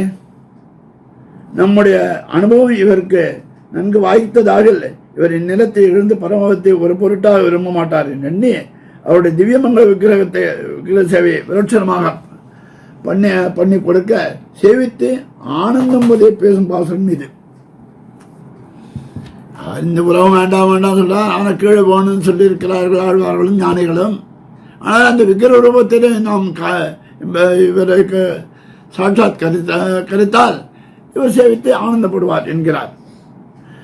வெளியே பேசுவார் என்றார். பிரத்யட்ச சமானகரமான மானுச சாட்சாத்காரத்தை கனவு என்றது.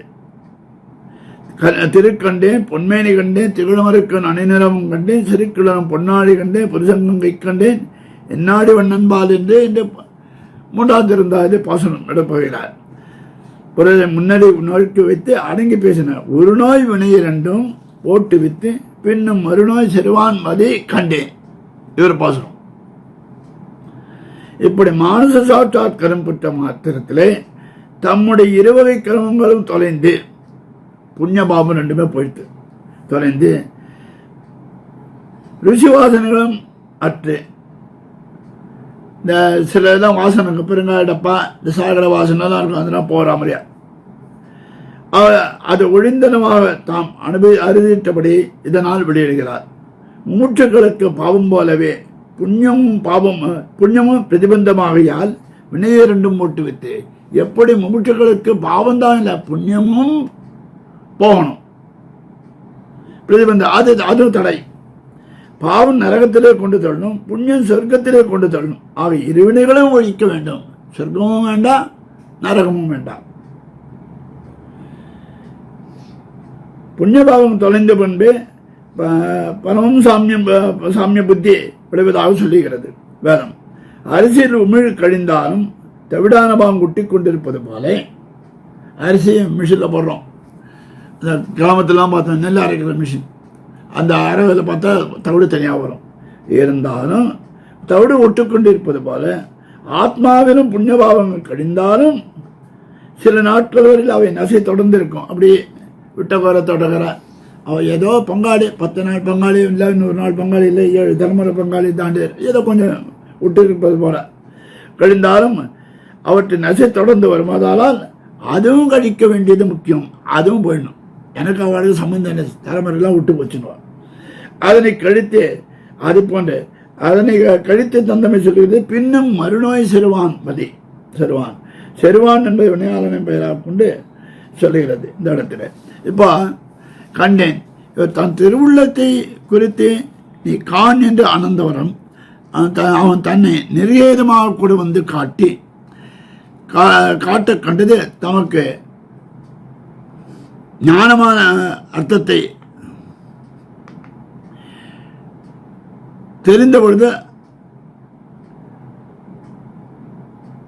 அருள் செய்கிறார். ஞானமான அர்த்தத்தை இடத்துல எம்பெருமானுடைய அழகிய திருமேனை காணப்பெற்றேன். ஆழ்வார்கள் கருத்துப்படி குணங்களே அனுபவித்தல் என்பது தன் அளவிலேயே வருவது. பெருமான் நல்லவன் நல்லா இருக்கு அப்படின்னாக்கா தன்னளவு அவர் மட்டும் அனுபவிப்பது, திருமேனை அனுபவித்ததே முக்கியம். இப்போ ஒருத்தர் பற்றி சொல்ல அவன் குணம் பெறப்பட்டவா அப்படின்னு, அப்போ அந்த சுவாமி பார்க்கணுமே அப்படின்னு சாப்பாரு. அது மாதிரி இந்த இடத்துல திருமேனியை அனுபவித்தலே முக்கியமானது என்கிறார்கள். இந்த இடத்துல யான் கனவில் இந்திரியங்கள் மூலமாக நீட்டி காணாமல் நெஞ்சால் இடைவெளி இல்லாமல் காணப்பெற்றேன். இப்போ கண்ணு மூலமாக காது மூலமாக கேட்கறது இல்லாமல் நேர நெஞ்சால் மனசாலே மனப்பூர்வமாக இடைவெளி இல்லாமல் அவிச்சின்னமாக எம்பெருமானை சேவிக்கப்பெற்றேன். கனவில் காண்பது போல் மனத்தால் கண்டேன். எப்படி மனசுல கனவுல பார்த்தோன்னா அதே மாதிரி நேர மனசுலையும் பார்த்துட்டேன் என்கிறார். சொப்னீய கம்யம் என்படியாக என்றபடி கனவு போன்ற மனத்தினால் ஏற்படும் அனுபவத்தால் அறியத்தக்கவன். கனவு மாதிரி இருக்கக்கூடிய மனசுல இருக்க கனவுல பார்த்தது அப்படி மனசுல சாட்சாத் கருக்கிறது என்பது நெஞ்சால் அழகாக கண்டேன். கனவை போல் அதிகம் மிக்க விரிவாக கண்டபடியினாலும் மிக உயர்ந்ததாக இருந்தபடியினாலும் மீள முடியாமல் இருப்பதாக கூறப்படுகிறது. நெஞ்சால் அழகாக கண்டேன், கனவை போல அது அதிகமாக இருக்கிறது, நீண்டதாக இருக்கிறது, விரிவாகவும் இருப்பதனாலே அதுதான் மிகவும் உயர்ந்ததாக கருதப்படுகிறது. அதனாலே அந்த அழகிலிருந்து மீள முடியாமல் இருக்கிறேன் என்று கூறுகிறார். அப்படிப்பட்ட அழகுடைய அவன் திருக்கையிலே பிரதிபட்சத்தின் மேலே சீருவாறு என்று நின்றுள்ள திருவாடியை கண்டேன். உண்மையாக பார்த்தேன். கீழே என்ன சொல்றார்? திருக்கண்டேன் பொன்மேனி கண்டேன், திகழ மறுக்கும் அணிநிறமும் கண்டேன், செருக்கிளரும் பொன்னாடி கண்டேன் என்கிறார். இந்த இடத்துல இவரும் சொல்றார், கண்டேன் நித்தியமான ஆத்மவஸ்துக்கள் ஒன்றி கிடக்கிறார். அதான் இந்த இடத்துல திருக்கையில் பிரதிபட்சத்தின் மேலே சீருபாறு என்று இருக்கிற திருவாழியை கண்டேன். திருவாழி ஆழ்வாங்க தடையில்லாமல் அபாதிதமாக கண்டேன். தடையில்லாமல் இருப்பதை கண்டேன். நித்தியமான ஆத்மவஸ்துக்கள் ஒன்றி கிடக்கிற புண்ணியம் பாபம் ஆகியவற்றை போக்குவித்து பின்னும் அவற்றை மீண்டும் வராதபடி போக்கும் வலிமையை கண்டேன். தீயினர் துசாதம் செப்பு என்பார். அதை போன்று மறுநோய் மீண்டும் வந்து தேடும் வாசனை என்னலாம். அப்போ மறுநோய் திருப்பி போனாக்கா திருப்பி வருமானாக்கா அதை வராதபடி பண்ணலாம். வாசனை அதாவது பழைய ஞாபகம். சின்ன வயசில் ஸ்கூல் பண்ணிட்டாரு, அந்த ஸ்கூல் ஞாபகம் வந்துடுது அப்படின்றார். அது மாதிரியா வலி கண்டேன். சேதனன் அறிவுடையவன் ஆகியால் சம்சாரத்தை நினைத்து அங்கே அஞ்சுவதற்கும் எம்பெருமானை நினைத்து அந்த அச்சம் கெடுவதற்கும் ஆத்மாவின் தன்மையை அறிவது கொண்டே அன்றோ இவனுக்கு வேண்டுவது. அதாவது இவன் சேதனன் ஆனபடினாலே சஞ்சாரத்தை கொண்டு அஞ்சணும். சஞ்சாரத்தை பார்த்த உடனே பயப்படணும். எம்பெருமானை நினைத்து அந்த அச்சம் போகணும். ஆத்மா இதுதான் ஆத்மாவின் தன்மை அறிவது கொண்டு எம்பெருமா அவன் அன்று இவனுக்கு வேண்டுவது என்று இந்த பாசுரத்தினாலே சொல்கிறார். 68வது பாசுரம். வலிமிக்க வாழையிட்டு வாழுணர் மால வலிமிக்க வாழ்வரை மத்தாக வலிமிக்க வானாகம் சுற்றிய மருக கடல் கடந்தான் கோணாகம் கொம்பசித்தவோ. இந்த இடத்துல சொல்றார், முன்னொரு காலத்தில் அண்டகோலத்திற்கு அப்பால் உள்ள விஷ்ணுலோகத்தை சென்று திருமகளை புகழ்ந்து புகாடி அவளால் ஒரு பூமாலை பிரசாதிக்கப்பட்ட ஒரு வித்யாதரன் மகிழ்ச்சியோடு அந்த மாலையை தன் கையில் தரித்து கொண்டு பிரம்மலோகவடியாக வருகை துர்வாச முனி எதிர்பட்டார். ஒரு துர்வாச முனியும் எதிர்பட்டார். அவர் கையிலேருந்து புஷ்பத்தை கொடுத்த உடனே அவர் வாங்கி அப்போ அந்த இடத்துல இந்திரன் வருகிறான். இந்திரன் ஐராவது யானை மேலே வந்தோடனே இந்திரனுக்கு கொடுத்தோடனே ஐராவது யானை என்று கொடுத்தான்.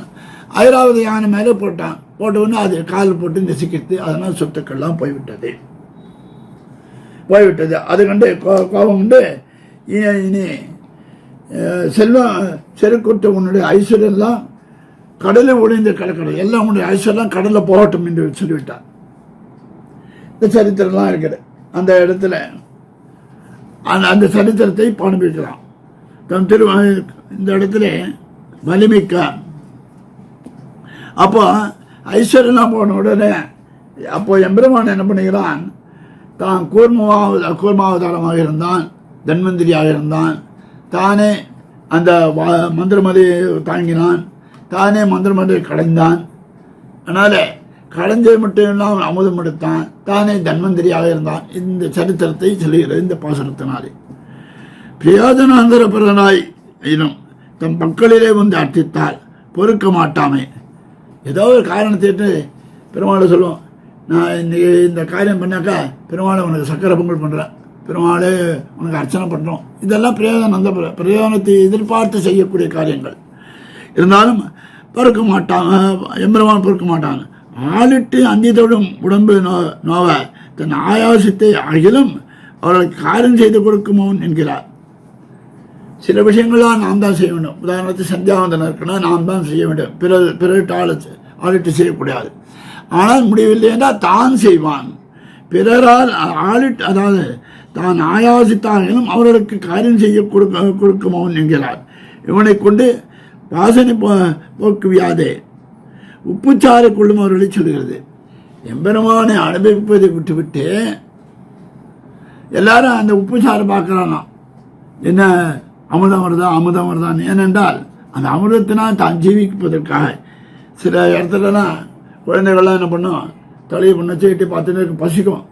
அப்போ என்ன பண்ணுறா, குதிக்குதான்னு. அது மாதிரி தேவர்களும் இந்த அமுதம் வருகிறதா என்று எட்டி பார்ப்பார்கள். இத்தால் அவரவர்கள் இருக்கின்ற நிலைகளிலே அவர்களுக்கு வேண்டியவற்றை கொடுத்தும் வேண்டாதவற்றை தவிர்த்து செய்கிறபடியே கூறுகிறார். யாருக்கு என்ன ஒன்றும் அது கொடுக்கலாம், வேண்டாம் வேண்டாம். தங்களை அவனை பெறாமல் தாங்களே அவனை பெறாமல் இருந்தால் உண்டே தவிர அவனால் எந்த குறையும் இல்லை. எல்லாருக்கும் அவன் தன்னை கொடுக்கிறான். இவர்கள் போய் எம்பெருமானை பெறவில்லையே தவிர அவன் மீது எந்த குறையும் இல்லை என்கிறார். இந்த இடத்தை வலிமிக்க மலர்களால் ஒளியுடைத்தான ஏர்களை உடையதுமான தங்கள் ஆயுதங்களுடன் கூடியவர்களான அசுரர்கள்லாம் இருக்கிறார்கள். அதாவது அமுதம் கடையணும்னு சொல்லிச்சா ராட்சசர்கள்லாம் ஒரு பக்கம் இருக்கிறார்கள், பலம் பொருந்தியவர்கள், அவர் மலையை அசைத்துக்கூடியவர், அப்பேற்பட்டவர்கள்லாம் ஒரு பக்கம் இருக்கிறார், ஒரு பக்கம் தேவர்கள் இருக்கிறார்கள். எம்பெருமான் என்ன பண்ணால், நான் இது நான் தலை பக்கம் இருக்கணும், வேண்டாம் வால் பக்கம் இருக்கணும், ராட்சசர்கள் நாங்கள் தலை பக்கம் இருக்கிறேன்னா ராட்சசர்களுக்கும் ஒத்தாசை செய்கிறான். அவன் மீனாகவும் ஆமையாகவும் இருக்கிறான், மந்திரமலையாகவும் இருக்கிறான், வாசுகியாகவும் இருக்கிறான். அந்த வாசுகிக்கு உயிரையும் கொடுக்கிறான். உயிரை கொடுத்தது மட்டுமில்லாமல் அமுதத்தை கடைகிறான். அமுதத்திலே எல்லாமே வருது, ஒவ்வொருத்தருக்கு ஒன்று கொடுக்கிறான் என்பது சரித்திரங்கள். அப்படி அந்த அமுதத்தை அளிக்கக்கூடிய தன்வந்திரியாகவும் இருக்கிறான். அதான் சொல்றார், வலிமிக்க என்றனாலே எல்லாம் வல்லவனான பிரமானை நின்று கடையும் பொழுது தான் சிதைந்து போகாதபடி வலிமையுடனும் ஒளியுடனும் திகழ்ந்த மந்திரமலை மத்தாக கொண்டு அதன் வலிமையும் உண்டாக்கி அதற்கு வலிமையும் மத்தாகவும் கொண்டான். போட்டு கடைஞ்சாக்க போட்டு கடையில் சில பேர் மத்த உடஞ்சிடும் மரத்தில். அப்படி இல்லாமல் இந்த இடத்துல என்ன பண்ணுவான், மந்திர மலையை வச்சு கடையிறான். அதுக்கு வலிமையும் கொடுத்து அது சிதறாதபடி பார்த்து பார்த்து கொண்டிருந்தான் பெருமான். மறுக கடல் கடைந்தான். கடலானது கீழ் மண் மேல் கிளந்து எரியும்படி கீழே இருக்கிற மண்ணெல்லாம் மேலே கிளம்பித்தான். கடல் கடைந்தான். தயிர் கடையும் பொழுது அத்தயிர் படும்பாட்டை கடல் பட்டது, அப்படி கடல் கடைந்தான் என்கிறார். கோணாகும் நமக்கு வேற்பற்றாக இருக்கக்கூடியவனும் வலிமையுணர்ந்த கொம்பை முறித்தவன் தலைவன் தன் விரோதியை போக்கி அந்த வீரத்தான் நமக்கு அடிமையாக எழுதி கொண்டான். விரோதியை அடித்து தன்னை காத்து கொண்டு உலகிற்கு தலைவனான தன்னை தந்தான். விரோதியை அடித்து தன்னை காத்து கொண்டு உலகிற்கே தலைவனாக காண்பித்தான். இப்படிப்பட்ட செயலால் எல்லோரையும் தனக்கு கடுமையாக எழுதி கொண்டவன். இப்படிப்பட்டவன் என்றோ பிறக்கா தன் திருமேனியை நோக்க கடந்தான். அவன் யாருன்னா அவன் தான் இந்த திருமேனியை நோக்க கடந்தான் என்று பாசனம். 69வது பாசனம். அடுத்ததாக கோவாகி மாநிலம் காத்து நங்கன் முகப்பேம் ஆவேகி செல்கின்ற மன்னவரும் பூமையும் செங்கமல நாபியாம் செவடிக்கு எழுபிறப்பும் தன்கமனமேந்தார் தமர். கோவை அவன்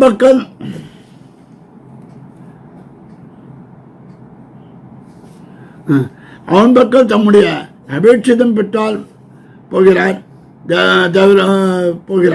தேவர்களையும் நாம் காண ஜகத்துக்கு ரட்சகராக ஜீவிக்கிற ராஜாக்களும் எல்லாம் சொல்றார். இந்த இடத்துல அவன் பக்கம் தம்முடைய அபேட்சிதம் பெற்று போகிறார். தேவர்கள் மட்டும்தானே அவர் அபேட்சம் பெற்றிருக்கிறார்கள்? இல்லை, நாம் காணும் ஜகத்துக்கு ரட்சகராக ஜீவிக்கிற ராஜாக்களும் இந்த பூமியிலே இருக்கக்கூடிய ராஜாக்களும் சேர்க்கிறார்கள். ஜகத்காரணமானவன் திருவடிகளை ஆசிரித்து தங்கள் பதவிகளை பெற்றுகிற வாழ்கிறார்கள். எம்பெருமானை ஆசிரித்து எனக்கு இந்த பதவி வேணும் நம்ம என்று ஒவ்வொருத்தரும் பதவி கேட்டு வாங்கி செல்கிறார்கள். கோபாகி பூமிக்கு தலைவர்களாய் இப்படி பூமி முழுவதையும் ஆள்கின்றபடியால் மிகவும் அலங்காரம் கொண்டிருப்பவர்கள். அதாவது இவ்வளோ பெரிய பூமியில் உழுண்டு இடம் ஒரு அரடி இருக்குமா பூமியை, அதை ஒருத்த ஆளுகிறான். தான் தான் ராஜா என்று நினைக்கிறான் மனசில். இப்போ உதாரணத்துக்கு கவுன்சிலர்கள் நினைக்கிறார்கள் தான் தான் ராஜா அப்படின்னு. அது மாதிரியா கோவாகி மாநிலங்காத்து என்னும்படியா இந்த இடத்தை சொல்லுகிறார். அதாவது ஒரு துளி இடம், அந்த துளியை அழைச்சா தான் தான் உலகத்தை ஆள்வதாக நினைக்கிறார்கள். உலகனைத்தும் ஆளும் எபிரமானைப் போலவே நம்மையும் அங்காரப்படுவார்கள் போன்ற வாசுதேவனைப் போல. உலகத்தை ஆளக்கூடிய எம்பெருமான் நினைக்கிறான், அவனுக்கு கருவும் கிடையாது. ஆனால் அவனை போல தன்னை நினைத்துக் கொண்டிருந்தான் யார்? பவுண்டர்கள் வாசுதேவன் என்பவன். அவனை போல தானும் சங்கு சக்கரத்தை தடுத்துக் கொண்டு எம்பெருமான் நடத்தி செய்தான். அவன் பட்டகரியை அணிந்தோம். தேவேந்திரனை திருவோணம் என்னும்படியாக பரமபதம் பிரசாத விஷ்ணு என்னும்படியாக சகலதோ பிரதோஷம் வந்து விஷ்ணு தர்மம். தேவேந்திரனுக்கு மூலங்களை கொடுத்தான். குபேரனுக்கு செல்வத்தை கொடுத்தான். கார்த்தவீரிய அர்ஜுனனுக்கு மூலகிலும் பரவிய பெருமையை கொடுத்தான். ஜனகனுக்கு பரமத்தை கொடுத்தான். விஷ்ணு பகவான் வேண்டியவற்றென யாருக்கு என்ன வேண்டுமோ அதை கொடுத்தான். மாநிலம் காத்து பரப்பு விடுத்தான பூமியை காத்து நங்கன் முகப்பே நாம் காணும் யானை குதிரை முதலான அரசர்கள்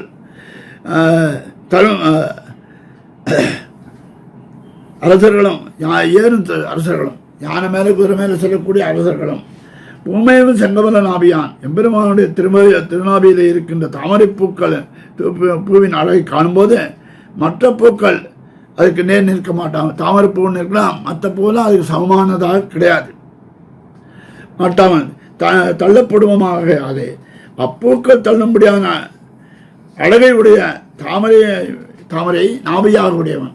அப்பூக்கள்லாம் தள்ளும்படியாக, அதெல்லாம் தியாஜ்யம் தள்ளும்படியாக அழகிய தாமரை போன்ற நாபியை உடைய எம்பெருமான். எம்பெருமான் சிவந்த திருவடிகளிலே பூமேவும் இனிமை பொருந்திய தாமரையை நான் சேர்த்தால் பூ ஏகும்.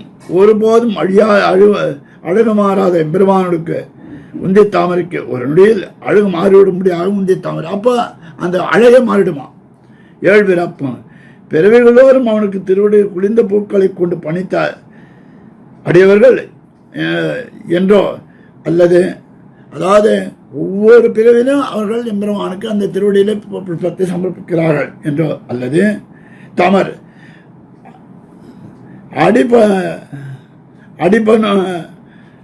அடிபடுபவன் என்ற பொருள் சொல்லலாம். இப்படி எம்பெருமானை பணிந்த அடிவர்கள் கண்ணோ குதிரையேறி செல்கின்ற மன்னவர் ஆவார். அவர்கள்தான் ராஜாக்களாக விளங்குவார்கள் என்கிறார்கள். அடுத்ததாக கடைசி பாட்டு 70வது பாசம். தமருள்ளம் தஞ்சை தலையரங்கம் தன்கால் தமருள்ளம் தன்பருப்பு வேலை தமருள்ளம் மாமல்லை கோவல் மதில் குடந்து என்பதே ஏவல்ல எந்தை கிடம்.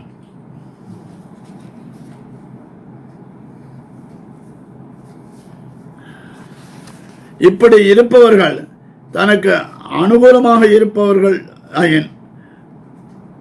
அவருடைய இதயங்களுக்கும் உகந்தரன விதேசங்களுக்கும் ஒரு வாசி வைத்து தன்னை நினைப்பவர்கள் தமக்கு அனுகூலமாக இருப்பவர்கள் நெஞ்சையும் பார்க்கிறான், இவ்விதேசங்களையும் பார்க்கிறான். வைத்து திவிதேசங்களுக்கு ஒரு வாசி வைத்து பரிமாறுகிறான். அவன் ரெண்டுத்துக்கு வித்தியாசத்தை பார்க்கிறான். அன்னைக்கு தனக்கு நல்லவர்களுக்காக அவன் சந்நிதி பண்ணும் இடங்கள் சொல்கிறது. நல்லவர்களுக்காக நல்லது செய்வதற்காக சந்நிதி பண்ணியிருக்கிறான். அப்பேற்பட்ட இடத்தை சொல்கிறது. அந்த விஷயத்தில் பிச்சு இருந்தபடியினாலே எம்பெருமானுக்கு கைங்கரியம் செய்யணும்னு அவனுடைய பிச்சு அவாயிருப்பதனாலே சொல்லுகிறது. ஆக அமிர்தம் ஆசைப்பட்டவர்களுக்கு அத்தை கொடுக்கும், அமிர்தத்தை ஆசைப்பட்டால் அத்தை கொடுக்கும், ராஜ்யத்தை ஆசைப்பட்டால் ராஜ்யத்தை கொடுக்கும், தன்னை ஆசைப்பட்டவருக்கு தன்னையை கொடுக்கும் என்கிறார். தமருள்ளம் இவற்றில் முற்பட்டது ஆசிரியருடைய இதயமாகியாலே உத்தேசம். அது தமருள்ளம் அடையவர்களுடைய உள்ளம், அடையவருடைய ஹிருதயம். இதனால் அவ்வோவிடங்கள் போல நம்பிக்கை இவருடைய இதயங்களை ஒரு வாசி தோட்ட பரிமாறினான். எல்லா இடம் மாதிரியே இல்லையா அடையவர்களுடைய இடம். இது ஒரு அதிசிறப்பு வாய்ந்தது. ஆசிரியன் ஹிருதயங்கள் தஞ்சமாமணி கோயில், அதாவது தமருள்ளம் தஞ்சை என்றதுனால தஞ்சமாமணி கோயில் பெரிய பெரிய கோயில். அப்பால் முதலாயன் என்னும்படியாக திருவரங்கத்து எம்பெருமானி சொல்லுகிறது. அந்த நன்மை தன்கால் திரள் வழியை தன்கால் திரள் வழியை என்னுடைய வலிமை மிக்க இடத்தை சொல்லுகிறது. தமருள்ளம் நின்னவேங்களும் தமிழுள்ளம் மாமல்லை கோவல், அதாவது இந்த இடத்தை சொல்ற தமருள்ளம் மாமல்லை கோவல் மதில் குடந்தை என்பதே ஏவல்ல இந்த கிடம். தமருள்ளம் தன்பருப்புனா குளிர்ந்த மலை. அது எதுனாக்கா திருவேங்கடம். நின்னவேங்கடம் நீநிலத்து உள்ளது என்கிறார். வேலை திருப்பார்கடல் மாமல்லை ஆசுதற்காக தரைக்கடை கிடக்கிற திருக்கடமல்லை. புண்டரீக மகிழ்ச்சிக்காக அவனுடைய பக்திக்கு மிஞ்சி தரையிலே கிடைக்கக்கூடிய திருக்கடமல்லை கிடந்திருக்கிற கோவல்.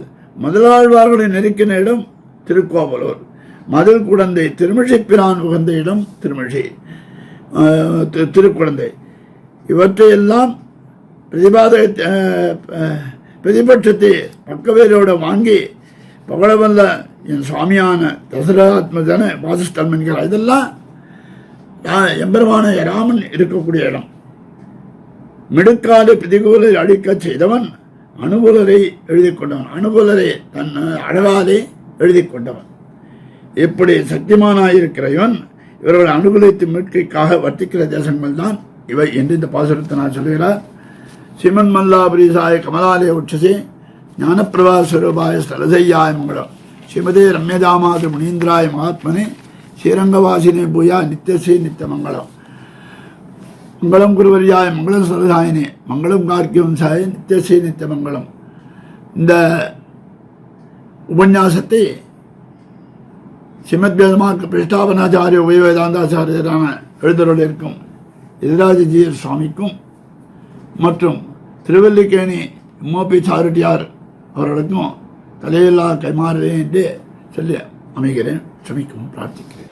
பற்பமென திகழ் பைங்கழலும் தன் பல்லவமே விரலும் பற்பமென திகழ் பைங்கழலும் தன் பல்லவமே விரலும் பாவனமாகிய பைந்துவராடை பதிந்த மருங்கழகும் பாவனமாகிய பைந்துவராடை பதிந்த மருங்கழகும் முப்புரி நூலோடு முன் கையில் ஏந்திய முக்கோல் தன்னழகும் எப்பொழுதும் யதிராசன் வடிவழகு என் இதயத்துள்ளதால் இல்லை எனக்கெதிர் இல்லை எனக்கெதிர் இல்லை எனக்கெதிரே இல்லை எனக்கெதிர் இல்லை எனக்கெதிர் இல்லை எனக்கெதிரே இல்லை எனக்கெதிரே இல்லை எனக்கெதிரே இல்லை எனக்கெதிரே